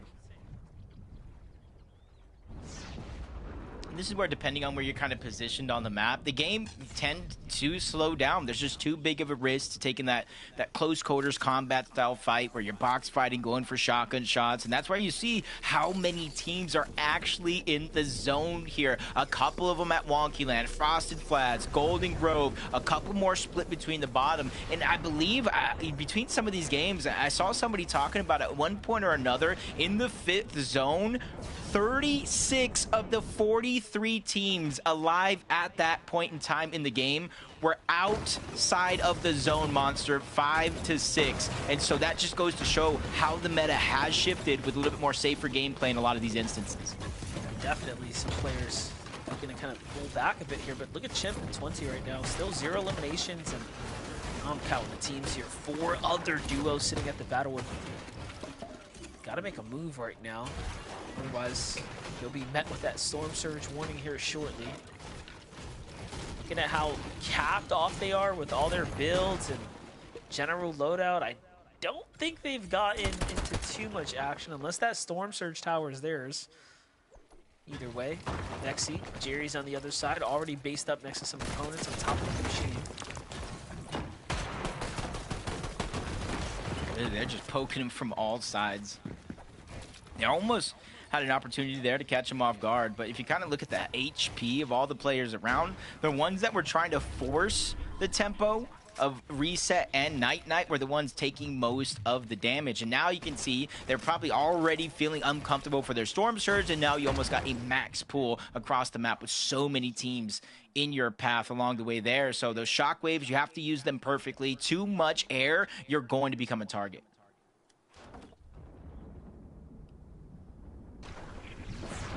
Jump in with Virgo and Shadow now. Move outside the storm. Just get it back in, so looks like the pickups were good. They got into that little fight like we talked about. And I mean, you see the adjustment right in their strategy. Their drop spot was a little too good, too close for comfort on the Storm Surge. Game after game, game 3, we're seeing a completely new Shadow and Virgo right now, but still no eliminations, right? It's not very common of Shadow and Virgo, at least from what we've seen them do in the past. A lot of pressure on them right now to really pick up the points here and get back in the conversation. Veer, Aviv on the other side, just trying to do the opposite. Stay consistent and remain in the running. He's got to be careful with some opponents down there. And Aviv and Veer is a team, you know, if you kind of take a step back, second place in the overall play-ins, 210 total eliminations. Monster, they had 11 games with 10+ eliminations. And you're just seeing, once you get into a set finals lobby with so much on the line, it may not be the end of your Major 2 FNCS, but this is the easiest chance you're going to have to make it to Major 2 Grand Finals, because you don't want to end up in that last chance qualifier. You don't want to have to win one of those games in the last chance lobby, because if it feel daunting doing it here, it's going to feel even more pressure if you have to go down there and do it again. See how it plays out here, though. Heat Wave Harbor. Mason, Marrow already on the move. Marrow's been very impressive coming into those end games, catching his moments, finding his highlights. Jumping with Dash and Noxy right now. How are things looking for them? 24 points. Pretty tough tournament so far. Competition being very, very tough. You have Sky and Suze Vixie moving on the outskirts right now, but it's a team that's safe for the most part. Just kind of looking at all the stats here, even though they only have 24 points so far, this is another team I know that can turn it on. 144 eliminations through the play-ins. They had 6 10+ elimination games, and right now they're looking pretty good in terms of their overall positioning. Got a box set up literally in the center of the zone. So in this next one, when it does kind of pull away and you start in those moving zones, they are going to have to rotate. But this right now is going to be one of the harder zones, and I think right now in their best position to survive it. Let's watch the replay here. Reset, Night Knight finds Jers with a monster tag there. And again, we knew that team was kind of sitting on the mending machine, just wondering like, hey, are they just trying to hold it down right now? What is the game plan? And that's exactly what they were doing. Trying to see if they could force the fight. Instead, it backfires immediately. Oliver OG has to pick up his teammate. He's lost him, but oh no. Getting deep into the running right now. He's got to play the Storm here. Yeah, this is one of those situations where even though you're kind of isolated away from the rest of the lobby, he has no extra HP heals. He can't overstay his welcome here unless he finds something here off of this chest. He's just farming this up for the metal. I do believe a chest might spawn above it if it's not looted or not. But he actually is willing to sacrifice the actual HP. Being a solo here with X-Pawn already eliminated out of this game, they're at least solving one problem here, and that's where they don't have to deal with as much Surge as they did in some of these other games. Let's see how it's going to play out, though. Back with Marrow on the outskirts. Where's the teammate? Where's Mason? Okay, not too far behind, but look at this, Jacob. 71 below. Mason trying to glide his way in. This is looking pretty rough, and we know we're going into a 5 tick as well. And Mero even taking some damage. Just hearing that Warforged sound off, the team above them does have that mythic Warforged, so they can easily burn through the materials and try to put down pressure. But as you said, 2-tick 5, 5th zone into a 5-tick 6th zone. And you can see Mason, HP just being eaten alive. He's trying to make his way on back just in time to survive, possibly going down. But just as I say that, a whole nother team, third parties, to take down Mason, leaving Miro all by his lonesome. See it. 606 above now. 3 elims. Miro's still lurking. Trying to stay low-key. Doesn't want to attract too much attention. He's already done enough, but 30 below, 80 below, 30 HP. He's going to take a tag. The Storm gets it well out of his reach, and even though he was 43 above, he did get a tick there. Just a rough spot to be in, you know? Miro Mason still kind of on the line for the most part. We've got to see where this game does finish up. They're one of the teams that have been holding strong. Vert without Sails, let's see what he can do. Storm Surge, I kind of think for the rest of this game for Vert, not necessarily going to be a worry. Almost 700 above that damage threshold. But I will say bigger problems is being in solo. As soon as teams spot you out, that's like a green light to go. Especially if they're below the damage threshold, you simply need resources. Quizzy Victor V, though, looking pretty strong here, Jacob. Once again, we're seeing them in a strong position, some high ground, plenty of points earned. Last game was a little bit tough though, right? They fell very much short of where they wanted to be, didn't earn really anything. And we were kind of talking about if the strategy was to stick around the games and try to force your opponents to not make grand finals, I mean, you need to earn your way first, right? You have to earn big games, so you can't really drop the ball. This is their chance to do it.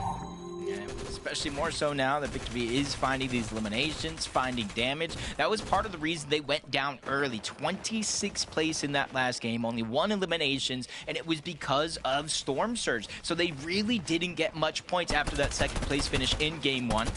But I think instead of looking at it as a negative, these guys are looking at it as a positive.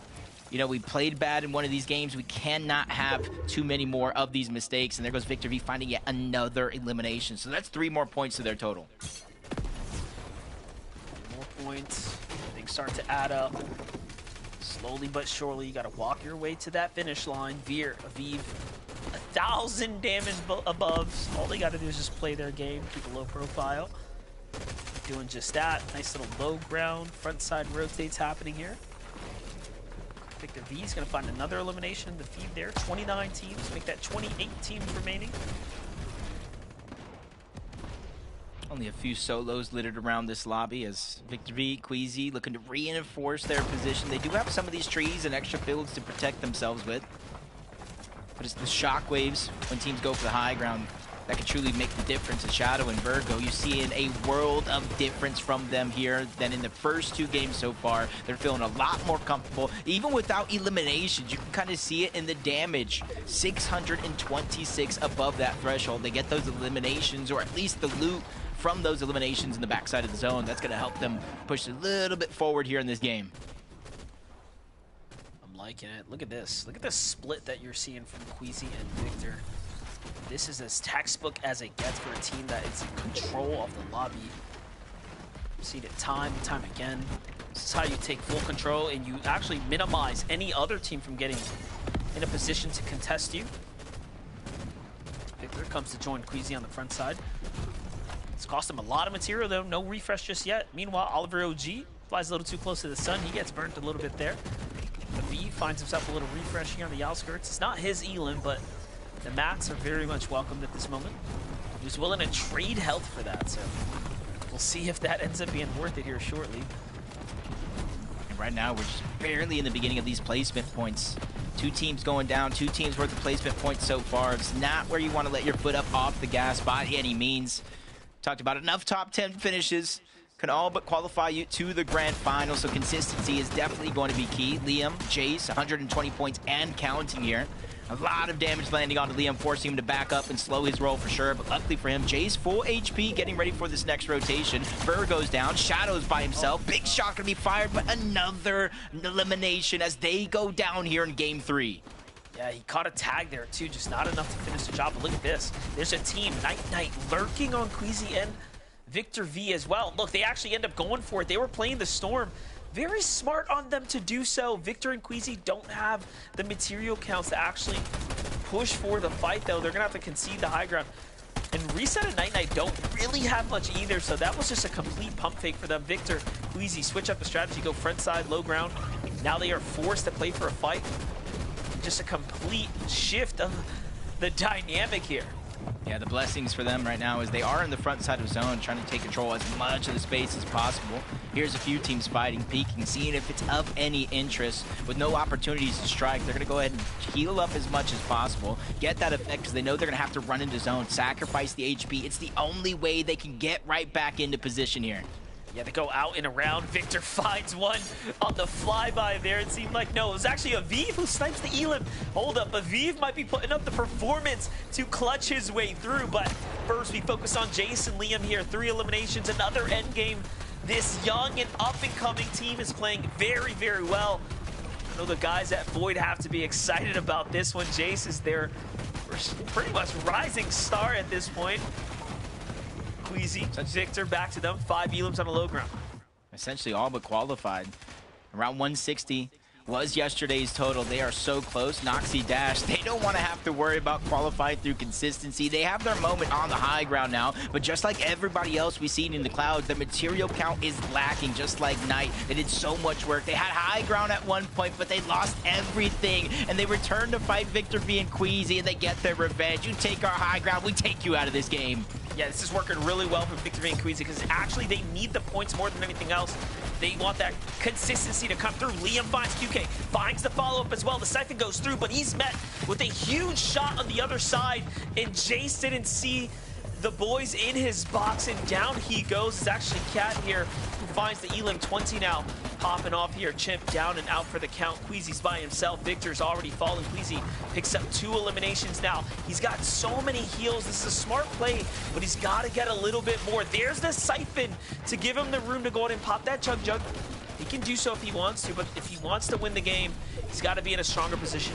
Yeah, he has 170 on a Chug Jug, 90 in the other 2 combined. It's the material count that I'm really worried about as Dash exposes the weakness, gets the elimination. 3 teams remain, 2v2v2. Zeke and Taki down below. Cat and Havoc being pushed outside of the zone. Dash is going to at least steal away one of those eliminations, and they have that mythic from Victor V's body earlier on in the game. 3 more points, which might not mean much if they could get the victory royale. Yeah, you're watching a complete shakeup right now with all the points. These are teams that were low on the standings, fighting their way back up. Dash and Noxy end up doing what they need to find the 2 Elims, and now it's just up to them from the zone into the safety they go, and Dash will win that game there in the end.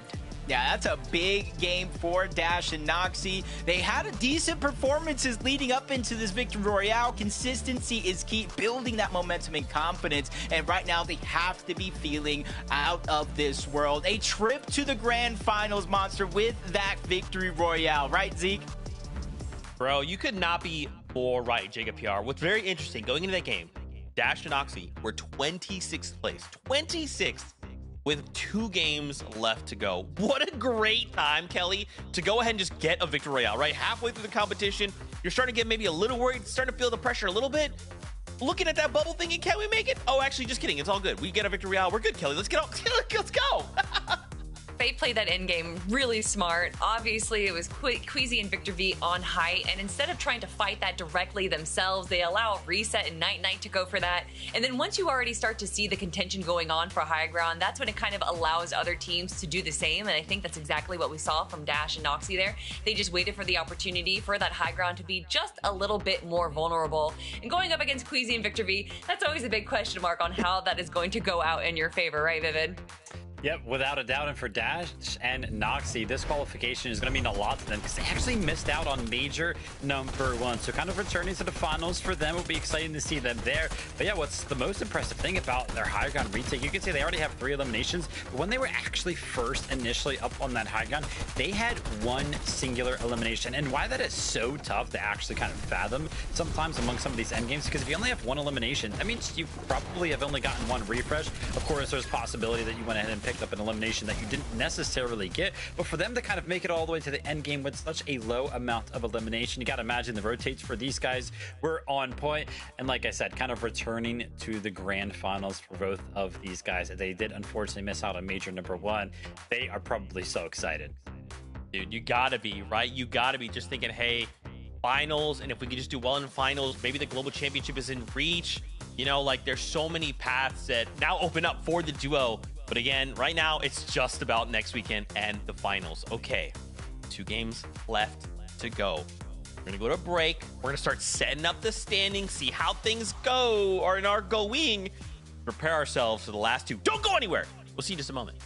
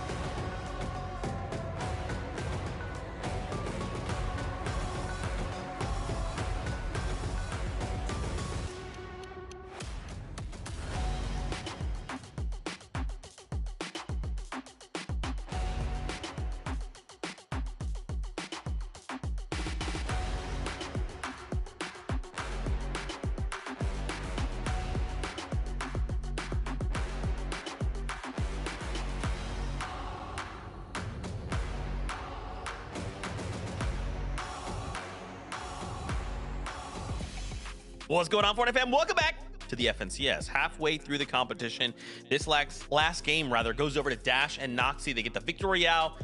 They're on their way to next weekend's finals. They don't have to play any more Fortnite today, but still much to go, much to do. 2 games left to go before we wrap up heat number 2. And if you're not in through a Victory Royale or through that top 10 inconsistency, you've got to fight through the last chance qualifier. You don't want to do that. Much harder to do. Really quickly, though, now that we're at the halfway point, we wanted to go ahead and highlight some things. So let's check out the players in focus, powered by Milk. We got to take a look at some of the stats. We love to do this kind of thing to check out. Yo, I'm sorry, Kelly. I'm really bad at reading. Is Victor V just all over these stats right now? Yeah, as far as eliminations and damage dealt, and then of course damage ratio is usually part of that trio right there. Victor V is definitely on top right now with a 5.39 damage ratio.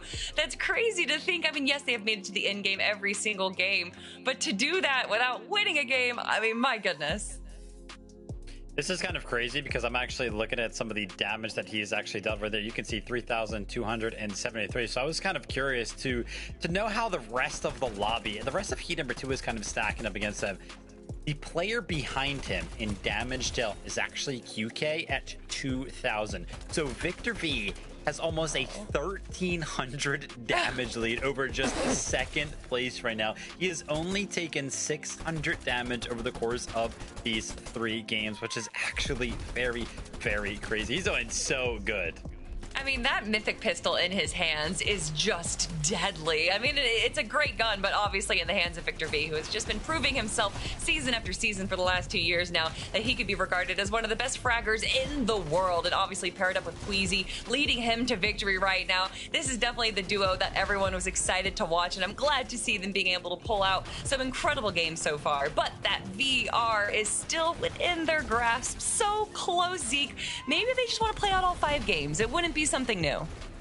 Yeah, I mean, we've definitely seen duos kind of mention that, right? Going ahead and playing out all the games, getting that experience. Remember, we kind of called out at the beginning of the show that this is a duo that kind of recently moved to NA, so we're still trying to figure things out, just trying to make sure we get as much practice in as we can. So I like that, Kelly. Let's go ahead and let's make that the narrative. I'm down to make that the narrative.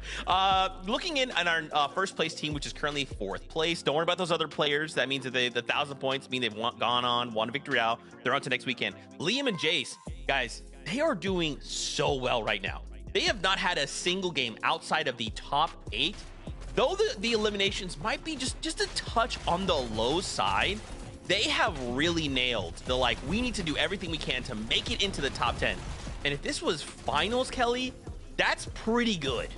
Yeah, I think there was a few questions for this duo here, forming up for the second chance qualifier, making it into the Summit LAN, and getting 31st place, which as far as going through the lower bracket goes is a pretty good performance. But I think 31st place at a LAN still makes people kind of wonder, how are they going to perform together in a setting like this? And honestly, I think that they're performing quite well. I think that they might not be necessarily regarded as just this duo that formed up because, you know, oh, it was a second chance qualifier. They might actually be a longer standing duo, especially if we can see them make it into the grand finals. I mean, consistently playing like this, right? Top 8s across the board of 3 games here in Heats is definitely something that should not be kind of swept under the rug for these guys. We kind of talked about it, right? The experience that Jace kind of got in a LAN environment should help him out so much when it comes down to these online performances. And we might be seeing first time for Jace here actually make it to an online FNCS Grand Finals with them already on 161 points. That experience is already helping indeed. And I'm excited to see if they can kind of keep it rolling. Yeah, man, we saw that point threshold yesterday, right? Again, 161. Now, of course, today very well could be different, but if we use that as kind of like that line, they're good, right? We just need to get a handful of 4 points in these remaining 2 games to really push themselves over that line. HVAC there and Cat as well in 5th place, only a single point behind. And look, when we are looking at their stats, they're actually very, very similar. We just talked about it, this last team not going outside of 8th place. They have not had a single game outside of the top 9. Yeah, I mean, you can see the loadout right here with 2 mythics in their pockets, sticking to the low ground right now. It's definitely going to spell a little bit of a disaster, and Cat actually staying alive, unfortunately running out into Storm with only 1 HP is going to spell the end for him. But Havoc doing a pretty good job keeping the momentum going, definitely going for more aggro plays at that end game. But here we need to look at page number 2, the bubble, the threshold. The top 15 teams is what we're going to be looking for to make it into the grand finals next week. And we can see Mason and Miro just 1 point away, Vivid. Yep, very, very close. We'll have to see if some of these teams can kind of clutch up. You can see, though, you know, I've kind of been talking about it. I do want to give a quick shout out to Shadow and Burger, to any of their fans at home right now. Let me look over here. 28th place right now. They have only picked up 46 points. 2 games left to go, man. I want to see these guys do good. But Viv, remember, we've got 2 games, right? All we need at this point is just the victory royale. They've done it before. I believe we stand behind Shadow and Virgo right here, right now. 2 games to make something happen. With that being said, game 4 is ready. So casters, over to you. I cannot believe the games are going as fast as they are. 3 games already done, only 2 games left to go. That means time is running out for the consistency leaderboard. Yeah, and Pivot is giving us the story to look out for. We're putting Virgo and Shadow on the watch list right here. We have to see if they can pull through right now. It's going to be very, very close for them, but we've seen teams do it every single time and time again. All you have to do is stay in the conversation going into game number 5. Yeah, I feel like Shadow and Virgo kind of needs to go back to what has worked in the past. They were one of the higher teams in terms of total eliminations in the play-in stages. They just need to return to form. But 2 games left. Let's see if they can do that.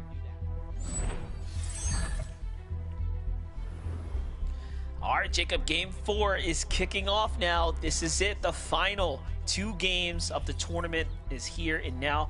And, you know, if you're these teams that are getting these contested drops and having pretty rough games, if you want to go to grand finals at this point, you have to put your pride aside and likely just try to play for this victory royale. This time, no Passion and Day, trying to see if they can get the best of the team that they've been fighting every single time here. And they've already shown us that they can do it once. They just have to do it again.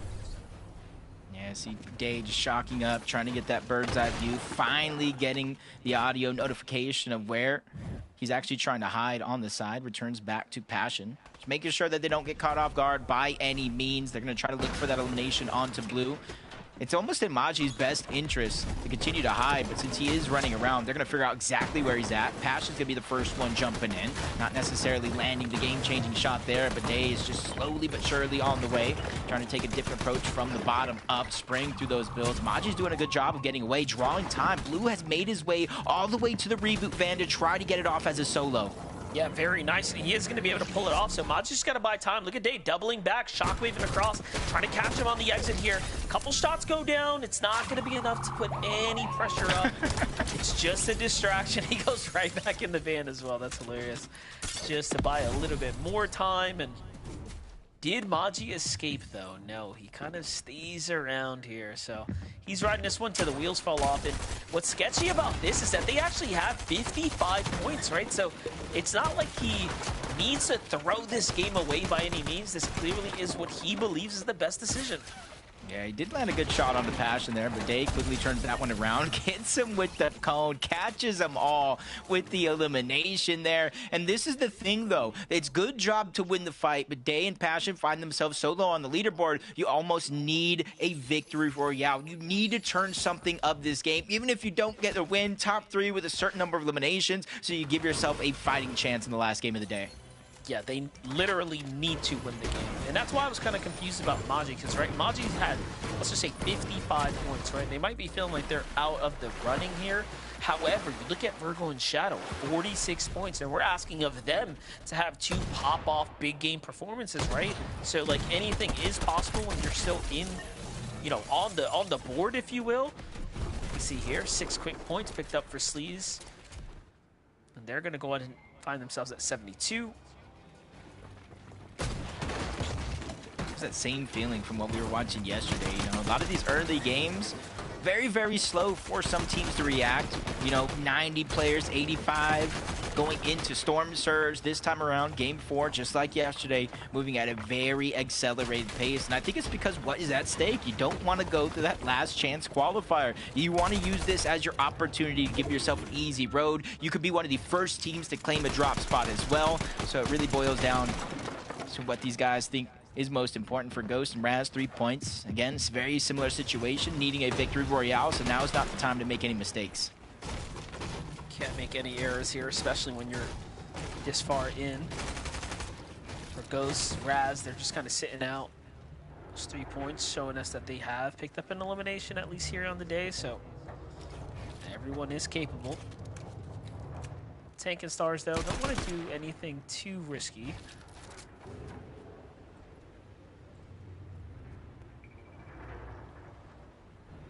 Yeah, not too much going down. Just like some fights will be happening very, very quickly, especially with what's on the line. You can kind of see on one side, Ghosts and Stars, no, they need a big game here. They only have 2 chances. They don't want to throw it away. And then on the other side, you can kind of see that they have at least 70 points. So again, they don't want to throw the game away with 2 win conditions still intact. Z here just trying to run away, shockwaving. As a solo, it's almost a necessary evil. You don't necessarily want to run away from the fight, but you have no choice. Yeah, Sometimes you just gotta get up out of there. Take whatever you feel is gonna give you the best odds to really go the route, go the distance. Game 4 here. You really don't have much more chances to be experimental at this point. See Madden on a little knock. An Elam there in the feed. Look at the standings, right? 24 is 50 points. All of these guys can easily double, if not nearly triple their points in just a game and be very much close to that top 10.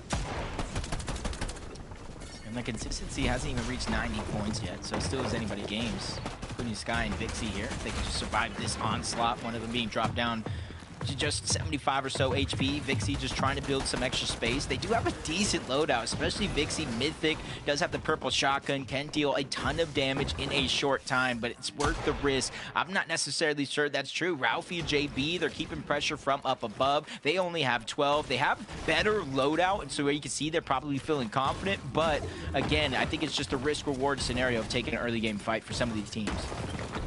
Yeah, this is a good fight right now. They're on the edge of the storm line, so they definitely have some time, and we already know most of these guys have had issues with Storm Surge. So given the circumstances, you know, take the fight, but you end these fast. You move on. You don't overextend your welcome and lose your damage lead. Take a look at Madden, though. He has 2 Elims from his perspective. One of them was onto Nappytron and his duo. See how it plays out. Just go straight across. Puts it all in the line. He had Cold there to back him up, though. Works out very well for them. Just like that, they earn themselves 6 points. Meanwhile, Chris, Drew here. See them toss a loot, trying to really build themselves a nice stronghold. Chris and Drew, they had a bunch of shines and moments, you know, from Major 1 in between. We really haven't seen much of them, right? And then you go into the FNCS play-ins, 5th on the overall leaderboard, 151 eliminations, 10 games where they had 10 plus. So hopefully they're finding themselves and getting right back on track. They're one of the teams where they are firing on all cylinders. They can be a huge threat to this lobby. Just jump on board Victor V and Queasy again. You can kind of see Victor V consistently putting up those numbers, but you see a big change in his loadout this time around, right? I don't see the Mythic pistol for Victor V. That's going to be in Queasy's hands this time around. He's like, yo, you're having too much fun. We probably already qualified. Now it's my turn to have some laughs. Yeah, I am curious about that, but he's got the high ground right now. He's got a big tower. Maybe the burst is going to work a little better here. We'll see how things play out towards the end game. Or last game, Queasy popping off like that, finding his little clutch frag. So like, all right, buddy, you can hold it. You're good.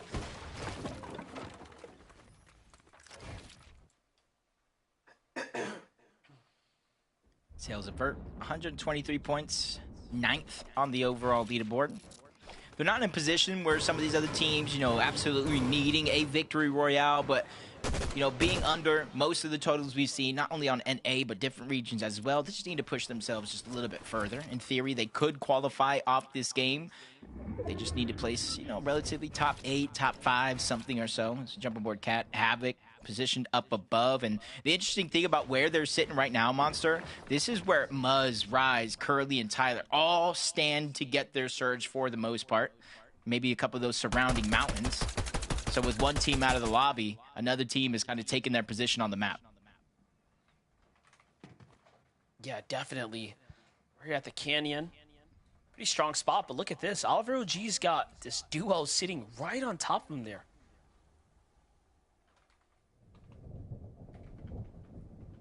Sneaky play. They got to leave. They're either going to shockwave off the top, leave themselves vulnerable to taking damage, or try to go further and further below their surge base, so that way you can have easier prod. But further and further down you go, you leave yourself open to Oliver OG and X-Pawn. But from the south side of the map, Sunken Shores, not too much of a journey for a lot of the teams down here, including Seek and Dash, 111 points. Just like yesterday, I feel like the chunk of the lobby is just so close. One mistake, one missed shot, you know, something like that can really cost you an easy trip to the grand finals. Yeah, most definitely. Can't make any errors here. Grand finals, so close yet so far. For some, you know, they've had a little taste of what a strong set lobby like a finals looks like, and want to get back there.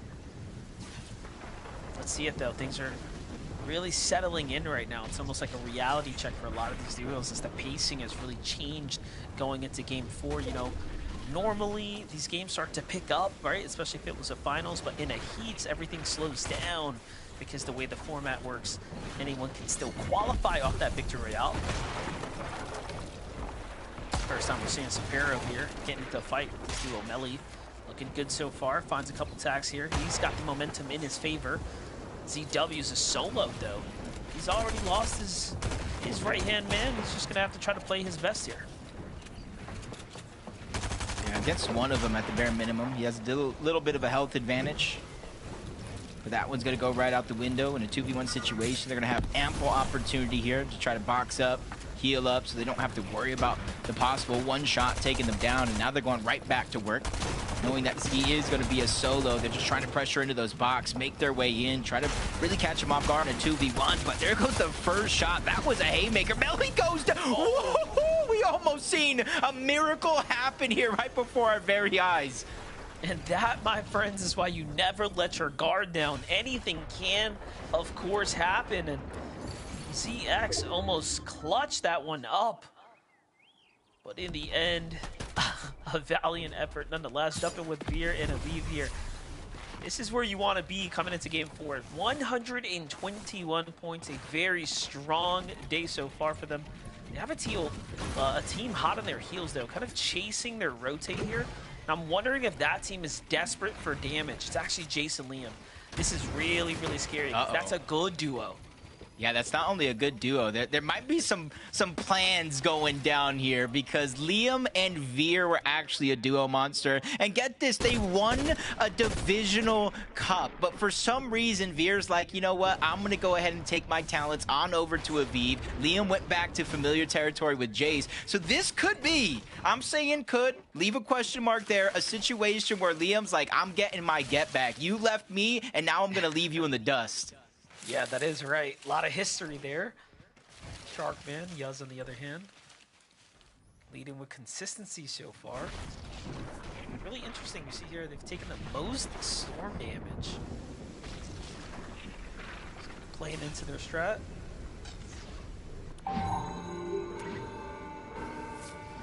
We're seeing teams actually kind of rotate down here. I think in a couple of games earlier, we've seen kind of the other side of this, the team that's positioned up top, using the mending machine, making sure the team down low, or any team for that matter, doesn't have access to it. And so now we're seeing Stacks and Slate kind of hunkered down underneath. If that team up above shows signs that they left, they may try to visit it, but it does look like they're going right back down low. Vexy goes right back up. Haris is like, you know what, maybe this isn't the decision. Let's go ahead and travel on the upside of the map. Definitely. Mirops on the other side, though, with QK. Highlighting their journey now, 116 points. All right. Little upgrade here as well. Talk about a sleeper duo, right? QK just kind of showing up, putting in the work so far. We've been here before. We've seen him continue to do well, sort of in these lower / heat stages. This is all good reps for him. Yeah, now there's 633 above the damage threshold, whether it came from those two eliminations or, you know, just playing the game out, getting some surge around the map. You see they're just trying to go ahead and use those shock waves together, save some of those resources so that way they can push themselves further. There goes that replay of Marop. There goes that first shot. That first one kind of catches you off guard. And that's that new shotgun. It actually deals a good amount of damage from far away. Yeah, it's got that little bit of range to carry the punch. Jump over though. What's happening over here? We have Chris and Drew on the move right now.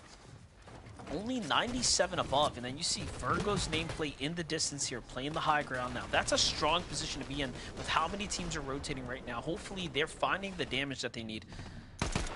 And finally, we get to see Brennan and Jordan's Sky-based strategy. I did see or catch word that they might have griefed their own game at some point or another, where they fell a little early, and this time doesn't work either. Did they catch sickness? Were they too far out? Oh, either way, man. For a moment there, I was thinking, Zeke always says, I'm never biased. I'm never biased. Well, guess what, Monster? I was about to be biased. I wanted to see the Sky base win the game for a moment. Unfortunately, even my dreams get shut down there. But back to reality here with Miro and Mason underneath. It looks like they might have found an elimination here, whole pile of loot, but now they're going to have to start their journey again on this next rotation, using a lot of those extra scraps, getting off the side of the mountain, so that way when they shockwave just like this, they have more of a clear path to rotate into. And I say that relatively loosely because clear would mean Shark and Yes Man wouldn't be watching, but they are. Yeah, you know, normally you want to carry that momentum, get a couple more bunny hops in there, but all good, no harm, no foul. As they positioned up pretty close to the safe line where they want to get to. Victor v. Queasy catch a very excellent rotate here around the outsides. No resistance at all in sight. Got a big base put together here. They're going to be looking to reform back up. Not exactly positioned up with enough material to do something big for high ground, but obviously we wouldn't put it past them. We know what the strategy is at hand for this duo. Meanwhile, Aviv and Veer fall at 121 points there, Jacob. Tough spot to be in. Yeah, that's one of those spots where you go down, you kind of see where you're at in the leaderboard. Obviously, when this game is over and it starts to play those mental tricks on you, because in any standing, almost any heat that we've seen here on NA Central, dating back to Major 1, 120 is just simply not enough points to qualify out of the heat. So Aviv and Veer are really going to come down to that last game. At least they still have two different opportunities at win conditions. A Shadow, Virgo, they probably either heard our comments or made comments to themselves. We need to start getting more surge. This is the first time we're seeing 1,000 above the threshold here today. Yeah, very, very strong showing from them. It just seems like maybe a little bit unlucky in those first 3 games. You know, again, they didn't get completely shut out. They earned some points right here and there. But this end game is going to be absolutely monumental to the tournament standings for themselves. Meanwhile, Jason Liam have virtually done it. They've done so much already. 161, they're one of our point leaders in the tournament at the moment. All they need now is a little top 15, some extra placement points, and they should be very much into the finals. Got Caden Seal up above, Shadow and Virgo lurking on a mid layer. Yuz and Sharkman all the way down below. Then you have Miro and Mason here just kind of peeking at the other edge of the zone. No teams are going to have to rotate into them. They didn't necessarily get the knock that they're looking for, but they're trying to reap that reward. Not sure if they're going to be able to find it or not, but only 186 above the damage threshold. As long as they don't get tagged up, they should not have to worry about Storm Surge from here on out. Yeah, most definitely not. Really close to that cutoff here, but let's see what's going on up top. You have Caden Real Seal. Really interesting that this is the team that ends up positioning up. Seems like they just had full control of the tower here early, so taking full advantage of the zone pool. Meanwhile, saw a little glimpse there. Knight, another end game. He might be running up the points here. Wouldn't be surprised if you see a last-second fall from them now as well, as they're making multiple end games. Caden Seal, they do have good materials here, but it's still early. It's 8th zone, and look at where it's pulling. It's pulling decently far away, almost a max pull. So they have 2 choices here. Do you continue to try to hold, build this structure, or do you shockwave off and hope to take high ground later on in this next zone? Either way, we'll find out soon. Queasy, Victor V find a couple of knocks here. They're not going to wait for the zone. They're going to go ahead and try to continue to move forward. They think they have enough loot here that they don't have to make that risk to try to get the downs. Yeah, and I was just going to make the comment. I was like, you know, when you saw Queasy and Victor holding high, they will early shock and then make those singular towers. So we're already seeing a little bit of a different strategy, possibly someone who doesn't have as much experience. But look at the down right there from Mason. So unfortunate. Another team that's in the running here. Looking up at the high ground, though, they go with the triple singular base build out. That's not the most sound structure, but for now it'll do as everyone's distracted down low. Seals or Sails and Vert here, making another end game right now. This is where the real placement points are going to start to add up. Yeah, top 25 is when you start to get some of those placement points. Top 10 is where you get half of the placement points. Then inside of the top 5, that's where the real meat and the potatoes are at. And that's where you want to see a lot of these teams start to make that stride. So we jump back on board Queasy and Victor V, 171. Really nothing to worry about here. Just 4 more points and they would reach the highest total in any heat stage so far this year on NA Central. So they really have nothing to lose here. As Queasy and Victor V have a chance here. Full team boxed up, 1 down. That one's going to be easy. Second elimination gets cleaned up, and that's Queasy with all 3 so far in this game. Yeah, Queasy really putting in the the effort right now to find the elims, and things are starting to add up. And you called for 4 elims. They got 4 points. It's working out very well, but look at this. Taki Seek right now, 135, starting to really run their way back up into the tournament as well. Seal, Cade get a little bit of a lucky break here as the zone kind of bounces back and forth, so they're fully structured on both sides here. They seem to have just enough mass to keep pushing it. Shadow, this is the worst spot to be in right now, a solo, but top 15, nearing top 10, and we already knew that they needed a huge game here. I'm thinking, Jacob, if they can't break towards that 100-point range, it might be out of the question to ask for consistency.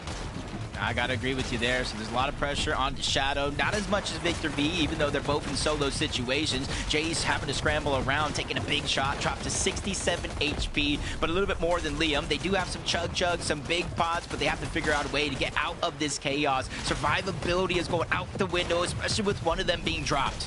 Sales Invert on the low ground, though, gets hit with a huge shot from the outside of the storm there. The 180 backup from Vert, though, to give them a little bit of a break, forcing Clipper to get up on the layer. Meanwhile, Victor V's got Shadow in his sights, and Victor's with his Shadow's success here. And just like that, Shadow getting closer and closer to have 2 potential qual conditions. He still has to push it a little bit further, but this is the clutch we've been looking for from Shadow all day long. I saw the little sneaky comments coming out, people possibly blaming Shadow, saying, hey, we need him to do a little bit more, but right now he's making up for all of it. Meanwhile, Jace is playing absolutely insane right now, and on they go. Shadow gets another elimination onto Jace there. Very well played. Yeah, keeping himself climbing up that leaderboard for sure. And we really saw the impact, the difference of the Maven versus the Striker. Obviously helps that it's with a Mythic, but Victor V missing those shots, giving Shadow an opportunity. And so far, Monster, you got what you wanted. They are still alive, looking for more points, but they're past that triple digits. Shadow's now going to have to run into all duos left in this game. He's the only solo, but for Yuz and Sharkman, if they find a way to win this game, Monster, that alleviates pressure on the leaderboard. It pushes everything up here for them. They just got to be able to pull it off, and it's definitely looking bleak as they're running low on materials. Yeah, and then think about it, right? Coming into the game, you have like 48 points, a hero's effort to get a 60 off of consistency. This is not easy to ask for, so to qual off consistency, they will have to do it again. But Shadow is really pushing the pace here. He's earned himself a little bit more. Can he just squeeze out a elimination or 2 here? That would be insane and incredible nonetheless, but he's working, he's doing the work. Big tags here, nothing just yet, but somehow he's still alive here. Finally, the team on the low ground makes the edit. Down he goes. Cade and Real trying to finish the deal here. Yep, right now with 80 points, a win is exactly what they needed. Oh, yeah. Looks like they're in a 2v1 situation.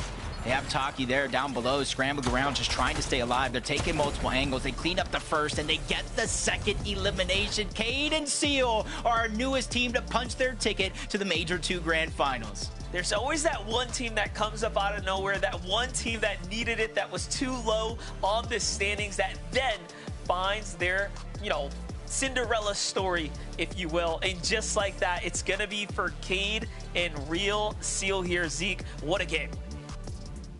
Okay, so remember when I said anything in Fortnite can happen, anything will happen? I want to frame this before they do it here. Cade and Seal, coming into this game, the second to last game of Heat 2, they were 41st. They had 6 points, okay? They literally, it was impossible. The only option to continue this FNCS dream was the Victory Royale.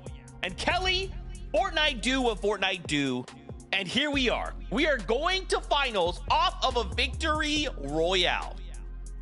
I mean, Cade and Really Seal, just looking at their stats right now, they have actually been playing together since the start of the season. But for every single Div Cup that they've qualified for, they have never made it to the finals. They've actually made it to 53rd in the last Div Cup of the season. And they have no FNCS Grand Finals appearances between the two of them. So for them to come out on top, be able to take it away from some big established names in NAC, we talked about it at the start of the show, being in the heats, there's just opportunities for newer teams to break through, and that's exactly what we got to see from Cade and Really Seal. There you can see them up on the high ground right here. They just had control over it for the entirety of the end game for what it kind of felt like. I thought we were actually going to start to go ahead and contest it after we watched kind of game number 3. As we do get later and later into these heat games, usually more and more teams kind of feel the pressure. They know that they have to go for the win, so the high ground starts to get a little bit contested, but that wasn't going to be the theme here in game number 4. They were kind of left to do whatever they wanted up there on the high ground. They took full advantage of that. They had a big smile on their faces, and like Kelly mentioned, going to an FNCS Grand Finals for the first time off of a win, they got to be feeling good. Absolutely, right? This is that opportunity, right? Sometimes this is all it takes, a victory royale. Sometimes it's consistency, but now they have to do all the prep in the world. Their first finals. We'll have to talk about that more next weekend when we get there, but for now, a break because we are on the final game of Heat number 2. It's about to get weird. Don't go anywhere. We'll see you after this.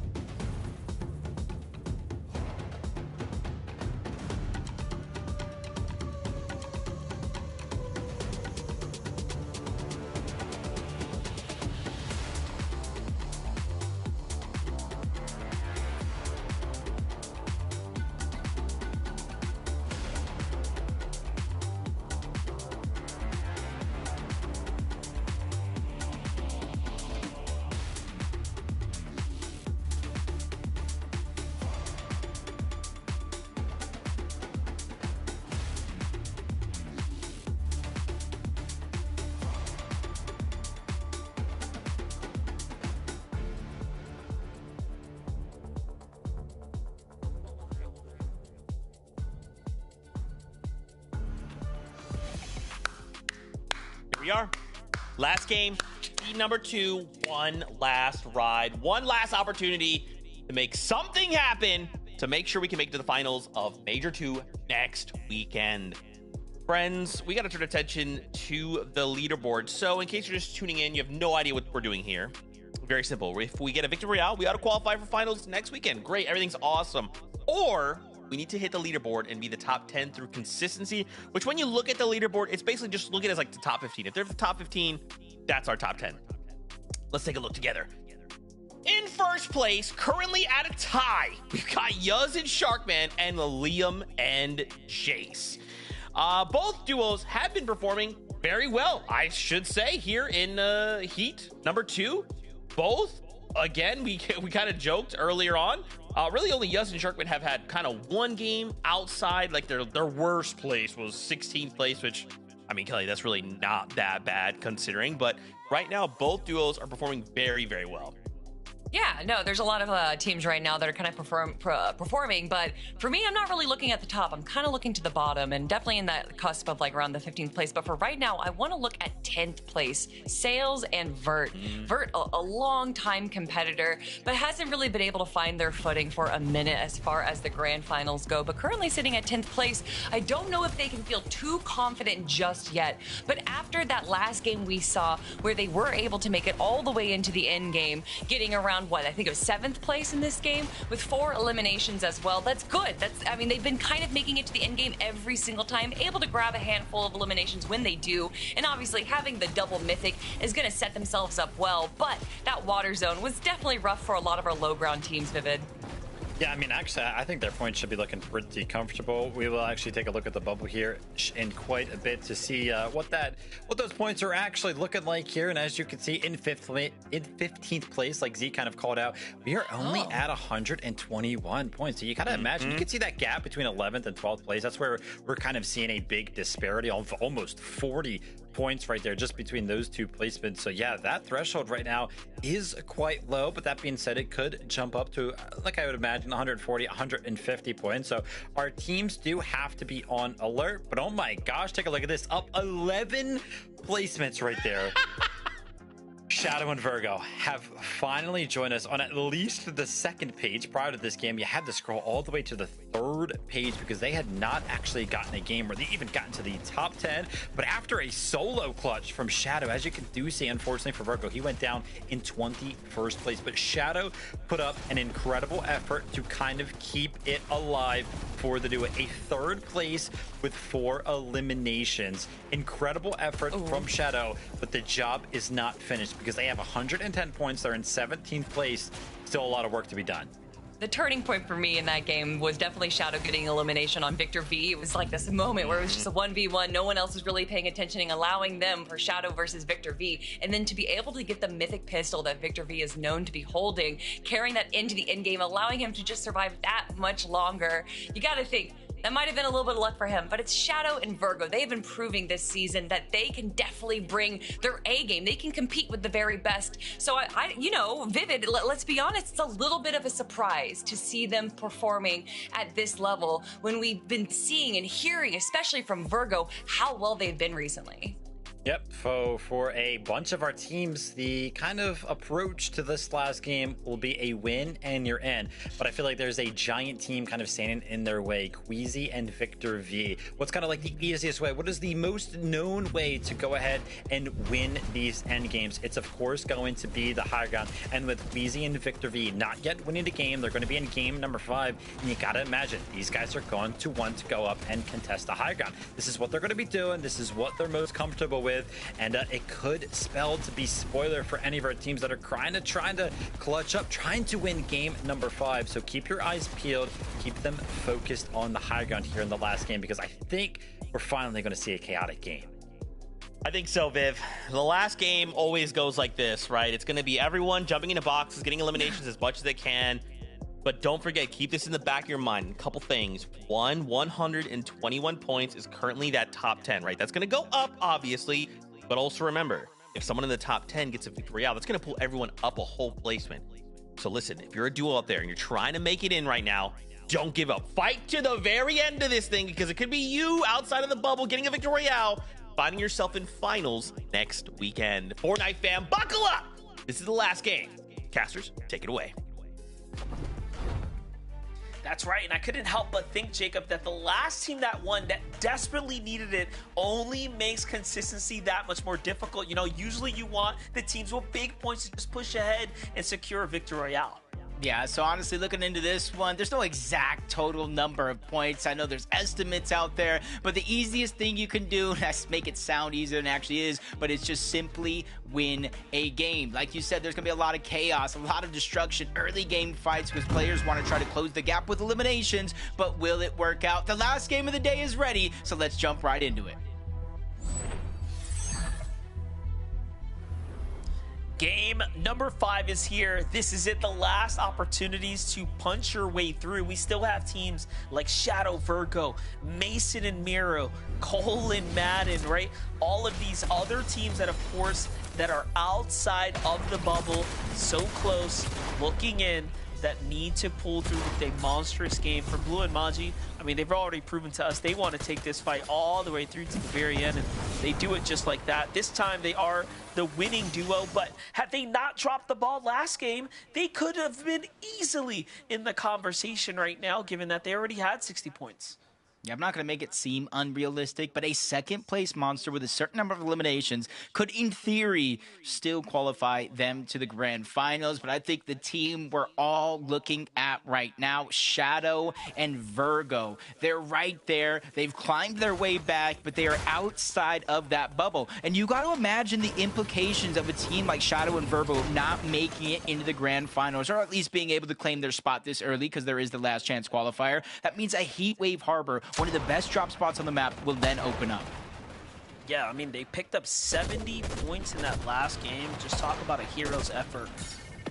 And then to ask them to basically do it again, it's not a simple task by any means, going back-to-back so consistently, but you're that skilled. It is expected of you. For Chris right now, he's clearly the better team as far as how they played on the day. However, anything can happen. He's already got a teammate down. Louis and Ramp here and found themselves with no shield in a bit of a situation here. Do they kind of put their pride aside and back out, or do they allow Chris to possibly win this fight? Then you have SRG's duo sitting outside listening to what's happening. Chris catches a little glimpse. He knows he's got to move, and then they get caught in between. This is terrible. How many times so far this weekend, it's only been 2 days, have we seen this situation save games? Chris drew around 120 points. It almost looked like an unwinnable situation, but thanks to Sleaze and Vin, they went ahead, disrupted that fight, and gave him a chance to survive. And you got to realize, Louis and Krampus, that was a team we saw fighting a different contested fight, a little bit more south on the map. They were winning that fight, they just weren't able to convert it into actual good scoring games. And now, with their backs up against the wall, they went ahead and took on Sinister Strip, and they find themselves in a very peculiar situation here. I think they just had the reality check, like, wait a second, this is not just a single team dynamic at play here. There are clearly other forces at play. Pretty tough spot to be in, but now if you're Chris, you're pretty happy, right? He's got the reboot card, he can kind of chill out here. Makes sense that he's not overbuilding. He saw that only a single player was eliminated. Even now, he's kind of inching his way in, not exactly trusting anything. I think he was paying as close attention to that elimination feed as us. Possibly only seeing one of them go down, but he just gets a little bit too lackadaisy. Drops his guard for a second. Krampus hits the shield-breaking shot. And again, they're not the only two here. There's that third-party duo that's still in and around Sinister Strip. If you hear those shots fire off, it's only for a short moment, but you at least get the clue that somebody's still here. Oh, no. Chris got spotted out. He was trying to be low-key there. But Sleaze heard the shot from Krampus, and now they double back. It's probably going to be everyone's demise, to be honest. Take a look at Stars here. Tank.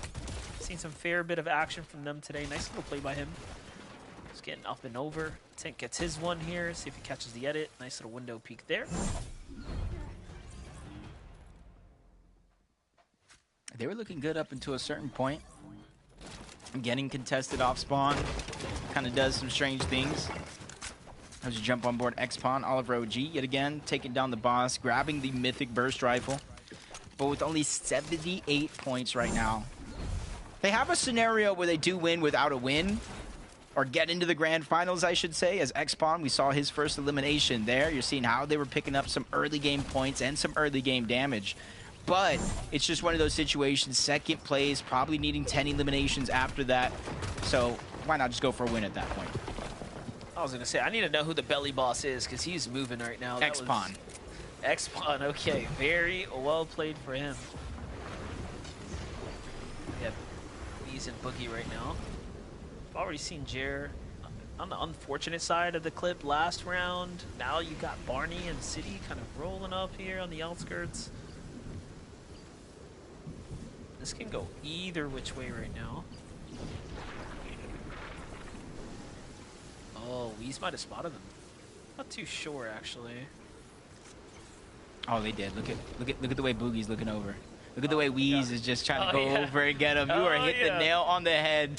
Maybe he did it there, but he builds at the last second, not to take too much damage. So either way, it is going to be a moot point because the altercation is going to happen regardless as Barney takes most of that damage. Shield gone, HP now on a clock because they are in zone. It might be one tick per, but that is enough to start to make desperation happen.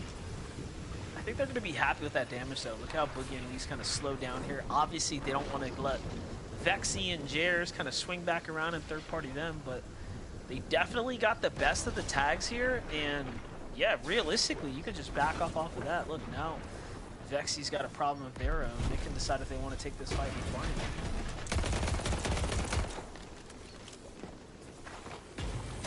Again, third parties causing enough disruption. Where Vexy and Jerry's, they were on the low ground, kind of getting smushed, options being taken away. But because of that, kind of frees up all three of those teams, realistically, all going their separate ways, trying to continue on. Hopefully they've landed enough Storm Surge so we don't have to worry about it as much as we jump on board Queasy, Victor V, quickly making their way on down from their actual drop spot. They see where the zone is pulling, and they're just trying to beat a lot of the other teams to the punch. Yeah, they've already done enough. 195 points for this team here. No elims just yet this game. Somehow find themselves down by the canyon, so often to kind of rotate wide and strong.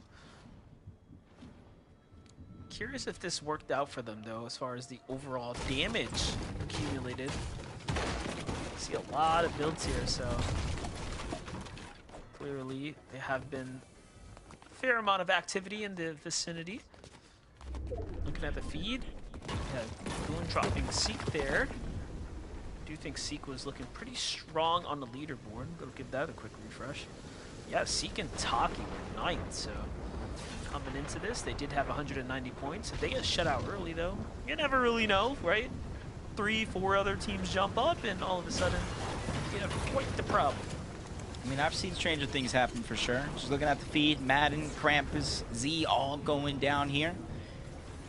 As we saw Tank kind of early on rid a team away from this actual location. Don't see him anymore. Stars just trying to circle back, but you can kind of see Quick and his duo just trying to take advantage of their positioning now. Hit that mending machine one more time before they eventually rotate on out.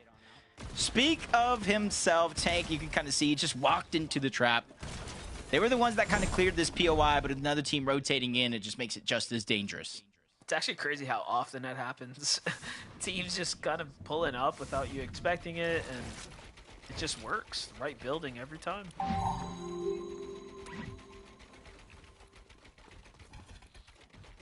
94 points so far. Miro and Mason. Currently sitting, I believe, around, I want to say around 14th or so, maybe just outside of the bubble. 18th. So definitely 18th, even more so as harsh.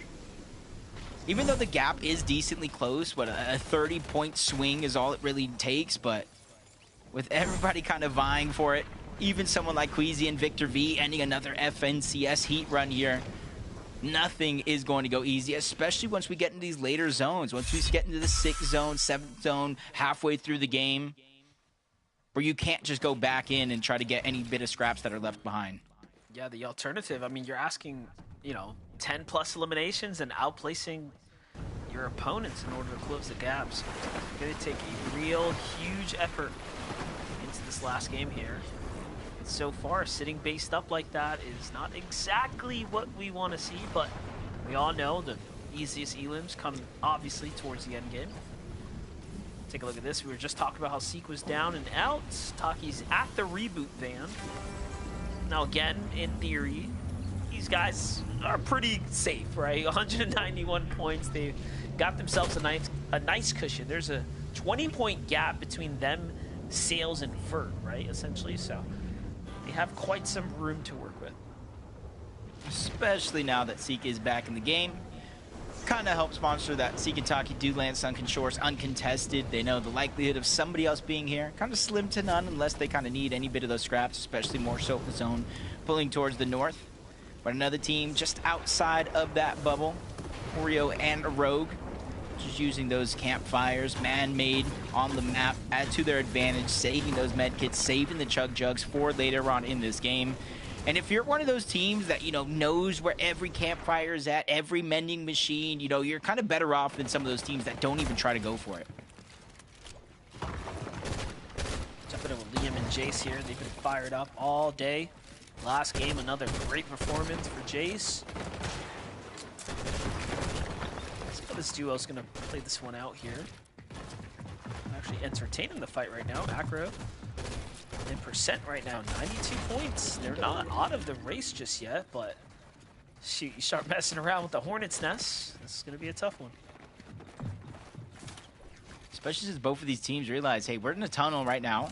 Acro percent can easily kind of backtrack, exit out that tunnel, shockwave over the top. You have teams like Liam and Jace waiting for that up above. So it's not going to be easy for either one of these teams to really kind of make that decision, figure out which way they want to end up, especially with the zone pulling out. Even if they're above that damage threshold, a far pull like that can instantly lead them to taking some early shots. As Mason and Miro quickly have made their way towards the north from their actual drop spot. I'm talking about Seek and Taki, uncontested Sunken Shores. They have a little bit of a split drop just north of that. And split drops are definitely in the hot right now. Let's see what Mason's looking for, though. Just any kind of tags here. You know, they've had some back and forth issues with Surge. Some games it's a non-factor, others it's a bit of a problem. Last round, obviously, was a bit of a bad one for them. Getting with Jason Lee, we talk about the Acro and percent team trying to move out. They still haven't given them the time of day here, but they've at least gotten out the tunnel for now. And that percent them on the other side. Look who's in the tunnel right now. It's actually the base building high ground team of Jordan and Brennan down there, or Skybasers. My new favorite team in Fortnite history, but Jace might have bitten off a little bit more than he can chew. He's going to go down. Big shot by Acro there, but he falls down that tunnel. I think it was into his teammate's hands, so Liam for now is going to be stuck by himself. Pressured from both sides, trying to hold the ball, firing back onto percent. Quickly baits in a shot by editing and resetting that one. He knows Jace is going to go down. No chance for an actual revive. He's stuck going for the reboot, but there's just a good amount of damage onto both Acro and percent. Damage that they can't necessarily heal up. No way. I'm just thinking how they're about to deliver themselves possibly into Brendan down here.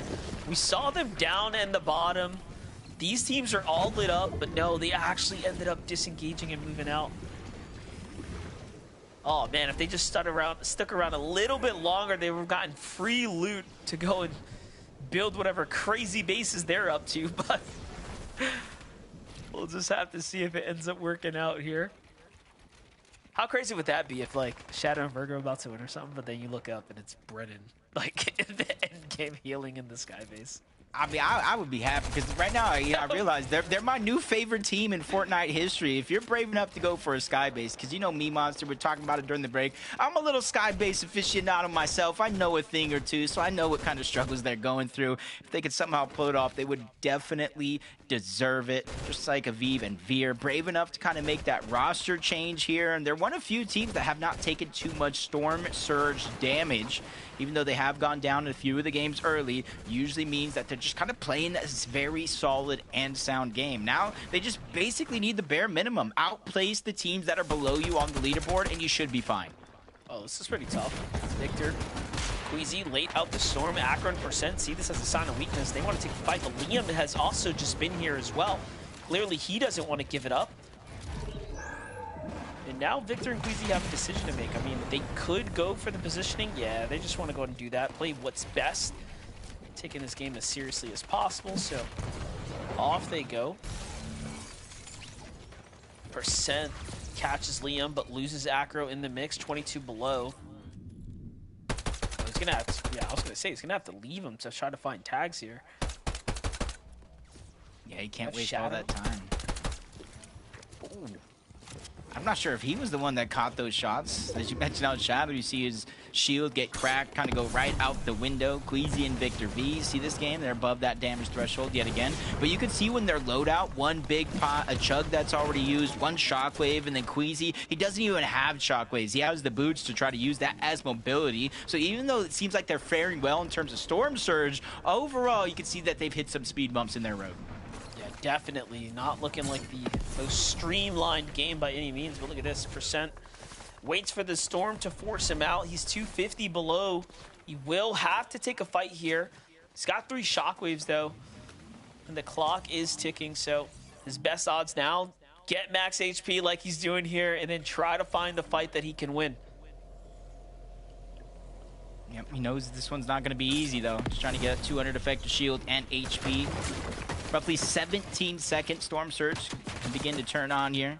274 below the damage threshold. Needs more than 1 full HP elimination here. And every time he tries to peek and go for it, it just gets worse and worse, diving deeper below that damage threshold. 400 plus. And now it's an all or nothing play. Good damage onto Kodak, but Avenger is there, and he avenges his teammate nonetheless. Yeah, you know, they saw him as a solo as well. Raiden was on the wall for that one. Quick pickup for them. Plays out well. Avarsky here and Quick trying to set themselves up. We have the south zone pool now, so the markers are starting to come out. This is where most of the lobby's at too, so this is a bounce back. It's going to be a lot of old builds here, a lot of pre-established structures. Teams that are there can already start deciding if they want to be a high ground team. Now's the time to do it. Then you have Victor and Queasy. It's going to have to make the rotate. Miro and Mason, who have to play potentially for the Victory Royale, like we talked about. If they don't end up with like 10 plus elims, they basically need a win. Definitely going to be tough, but at least they're handling the surge well and just kind of looking at where the zone is going. I'm not throwing up any red flags or alarms just yet, but if we continue to move towards the south of where we're at now, there's a huge mountain that starts to become into play. And this is where map knowledge becomes a thing for a lot of these teams, because if it does start to show it's moving in that favor, you start to think about a different plan of rotation. Shadow and Virgo, just like you mentioned, Miro and Mason, a very, very same boat. A little bit higher up on that leaderboard, 110 points, but they cannot have any mistakes. Top 25 here. They played so long in this lobby, and placement points are starting to about set in, so they just need to stay alive just long enough to overpass some of these teams that are above them on the leaderboard. Yeah, you're saying like they're right there in points, but really not by much. They're only a couple elims ahead of the pack. Take a look here, though. You can see they're being pretty passive right now. No lines of sights on any teams really here. Meanwhile, Aviv and Veer right now trying to get situated here as they're breaking their way through the base, looking for a little bit more elevation so they can get their rotate going. Here comes the Edit. Here comes the Storm. Off they go. Veer, Aviv, one of our teams fighting for consistency right now. 128 points. Meanwhile, who's up top? We have Crazy trying to play for the win here. This is what the format really rewards you for. Taking the risk, though. And we do pour towards the south. This is the mountain that I was talking about. Hey, if you're going to qualify in Game 5, Fortnite said we are not making it easy on anyone. Even more so, Exhale, his teammate Crazy up above. You can see, even though they have high ground, it's the resource that they're lacking. No extra shields to heal up. So it's all fine and dandy now, but hopefully they don't become contested here. Shadow and Virgo going for elimination down below. That's Miro and Mason. Both of these teams fighting for a spot in the grand finals here. And the winner of this fight could find themselves in that seat. But right now, Miro and Mason doing just enough to escape what could have been disaster. Yeah, I mean, realistically, that's the perfect type of team to take out, right? The guys that are on your heels, and then you start knocking down the ones that are right above you. Let's see how it ends up playing out. Things are getting really interesting now. This is where the game starts to get fun. For Miro, for Mason, they have no more heals. They've exhausted it all. They barely have any extra mats. Virgo's going to finally find another elimination. And Shadow finds one onto Queasy, but that means Victor V's nearby. There goes a huge shot. Shadow's already done it once before. He puts a punishing amount of damage down, but he is forced to clutch this one out by himself once again.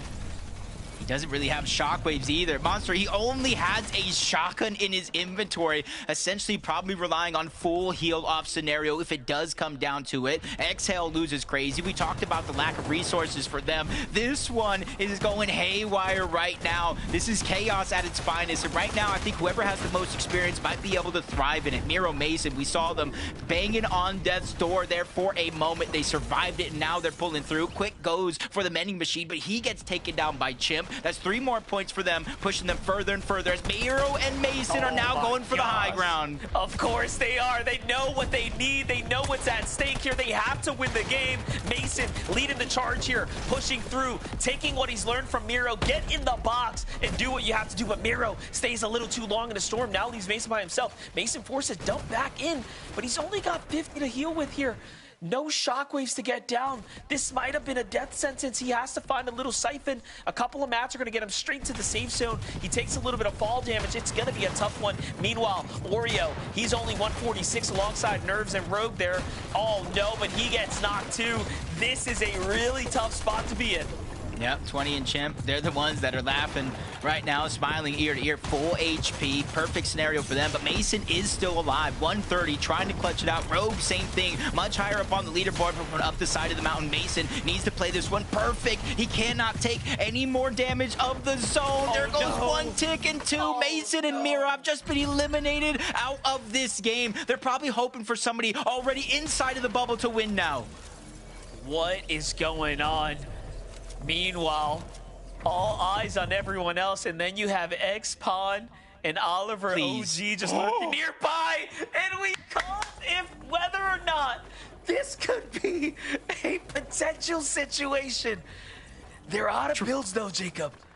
Only Brennan's got some, and look at the masterpiece they put together. Dreams do come true, Monster. 20's even down. This was one of the strongest teams left in this lobby. Oliver OG and X-Pawn down below. The thing that's going to get hard for Jordan and Brennan up above is they don't have HP. If this how goes to a heal off, there's not going to be much. And that's a sacrifice for Jordan. He realized they ran out of mats, and that is a team play right there. He's so smart. He's so smart. The siphon mats, and look at him build, trying to get ahead, editing his builds, making the perfect little ramp to work with. Meanwhile, Oliver OG and Belly are probably thinking to themselves, oh my gosh, we can win this game. And in fact, they still can. But reality is going to set in when all these teams fight that there might still be someone left, and it's Brennan with a med kit.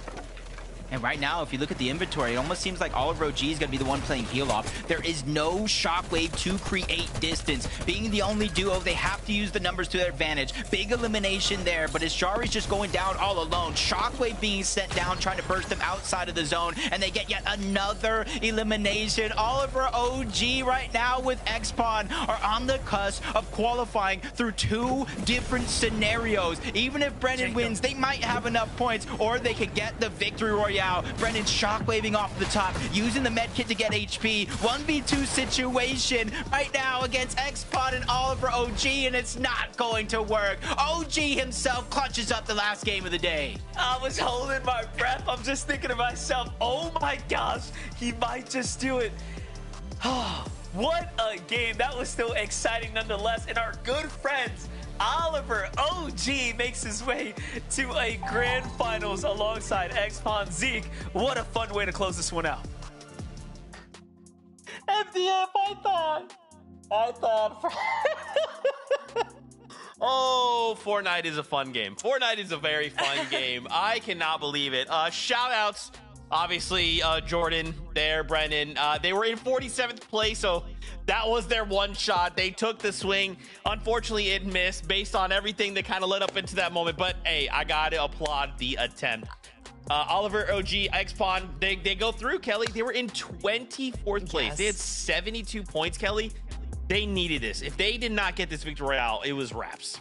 And you know that the whole community is so excited to see Oliver OG up there, but I do have to go back, I'm sorry, to Brennan and Jordan. You say that it was a miss, but honestly, I'm sure all they wanted was a highlighted moment on the broadcast showcasing their amazing ability, and we got to see it in the final moment of the final game, so I'm going to give them their flowers as well, but obviously, Oliver OG and X-Pawn were the stars of that game. So excited to see Dig represented in Heat number 2 right here, and excited, of course, to see how they'll do in the grand finals. I think we could coin game number 5 of Heat number 2 a double win. I think Oliver OG and X-Pawn, they won the game, but Brennan and Jordan won the hearts of the people and the fans at home, right? I can only imagine everybody was kind of rooting for those guys. I was nervous for I think the first time in like 6 years since I've played myself. I was really hoping for them to go ahead and clutch that one up, but Oliver, OG, and Xbon did such a good job of kind of clearing out the lobby in adequate enough time. I think there was like 10 seconds left before the zone actually ended up closing, which kind of would have led to a potential heal-off disaster there for them. But like I mentioned, they kind of cleared out the lobby quickly enough, and the fact that they were kind of one of the only duos remaining made it quite easy for them. Crazy stuff, man. Crazy stuff. This is why you fight it out all the way into the very end, right? You make sure to go into that last game, just put all the cards on the table, give it your full try, and you just hope to see what happens. Now, obviously, we are done with heat number 2, but first, why don't we relive those Victory Royale moments and remind ourselves of who got themselves those Victory Royales. Maybe you're tuning in, you've missed out on the action. Don't worry, here's a look at all of the Victory Royale havers from the previous games. A lot of really clutch moments. I mean, Kelly, the moment I saw Acorn's name, I just immediately was like jumped back in time to that crazy clutch out of game number 1. Heat 2 definitely delivered. Oh yeah, Acorn showing up strong right from the get-go, really proving that yes, I might be an IGL and regarded as one of the best IGLs in the world, but if I also need to bring some eliminations, I can do that too. Tyler and Curly, Dash and Noxy, Cade and Really Sealed, and of course Oliver OG rounding things out right here. These are 5 big names joining the 10 that will also be going through consistency. Yep, without a doubt, it was a great kind of run through heat number 2. But I think the big question for us is, Zeke, we know who won all of the games, who picked up top 10. All right, Viv, let's do it. Let's take a look at the leaderboard. Remember, when we're looking at this, the top 15 is basically our top 10. We know the top 5. They have the Victory Royales. Don't worry about them. I'd love to give a massive shout out here to 20 and Chip. They come out as that kind of like number 1 seed. 238 points. Right behind them, Victor V and Queasy as well, looking fantastic. Yellow Shark, man, Liam and Jace, HVAC and Cat. Now, I'll go ahead and spoil that the point threshold was not 161 in heat number 2. It was yesterday, but it wasn't today. But there is a team that actually happens to be in the top 10 with 161 points. As we get ready to flip on over to the second page here, I think some of us will be very happy to hear that none other than Aviv and Veer are making it into the top 10 with 161 points. I'm feeling really good about that, but Quick and Avar here get 155. Now, Viv, I do want to come to you because this means Shadow and Virgo, unfortunately, did not make it to finals next week through the heats. Now, Viv, it's fine, right? We just got to take it to the LCQ now, right? It's fine. Yeah, I mean, it's just going to be a heck of a lot harder. I mean, yeah, sure, Zeke, it's fine. I mean, also Mason and Marrow right there in 18th place as well. So a lot of work to be done. Still a chance for both of those teams, but I feel like that is definitely going to be an upset for a lot of fans at home. You know what else I'm thinking about, Kelly? I'm thinking about that Sky Base. I don't know why I can't stop thinking about that Sky Base in the last game, man. Shout out to the observers to cutting to that moment. We had kind of joked, like, hey, they're going to do it. Like, will they do it? And we hadn't seen it. I just kept thinking, like, Kelly, is it ever going to happen? And then, of course, game 5, we finally get it. Well, this is how they made their way here. And Vivid, you were the one speaking of this, that they did this every single game? Yeah, this is pretty much their play in the plans. This is how they actually qualified to heats, and I can imagine we didn't get to necessarily see them in this heat specifically kind of go for it. We did see them in one other game finally go ahead and actually get up into the sky, but the most difficult thing about enabling a strategy like this, kind of Jacob mentioned it throughout the day, is like, listen, there are so many teams as you get further and further into a competition, whether it be, you know, from the play-ins to the heats to the actual grand finals, more and more of these teams actually start to play in the storm itself. So them trying to kind of build up a ramp just gets a little bit more dangerous as we get deeper and deeper into some of these competitions. And you got to imagine, I mean, in 3 of the games where we didn't even see them in the end game, they probably just got chopped out early, but so close to a win there in just the last game. Only one team in their way. Wild, man. Oh man. Well, that wraps up heat number 2. Obviously we have tomorrow to look forward to, right? Heat number 3 before we start to kind of round out and get a good picture of what the finals will look like. Kelly, Viv, I'd love to kind of give you guys the floor here to get your thoughts on the day. Man, today was so wild, I totally forgot about tomorrow. I mean, we just had such a fun day, and yesterday was awesome as well, but we haven't even gotten to the crazy heat that everyone's been talking about. That is essentially a mini grand finals, and we get to watch that tomorrow. We already had some big names miss out on heats. Yes, we have last chance qualifiers, but still, tomorrow, Vivid, there could be some bigger names too that miss out just because of how crazy stacked that lobby is. Listen, obviously we watched through heat number 1 and heat number 2. We're not here to kind of give live updates, but I'm going to go ahead and give the fans at home a live update. I've just seen Venno hit socials, and looks like he's actually going to be switching drop spots. So we were kind of expecting them to go head-to-head against Peter Butt, but I think we might not be seeing that tomorrow. Crazy stuff on NAC. They always deliver in a moment's notice. We'll see. Tomorrow, that's a tomorrow for us situation, okay? Fortnite fam, thank y'all so much. We hope you've enjoyed heat number 2. Don't forget, tomorrow right before us, we've got EU, so go check them out. See the games that they have. They have 5, the Victory Royale, same exact format, brand new set of duos. We'll be back here same time to see heat 3 and start to get a better picture of what our finals will look like. So until tomorrow, we love you. Keep yourself safe, and we'll see you on that battle bus. Beep, beep. Beep, beep.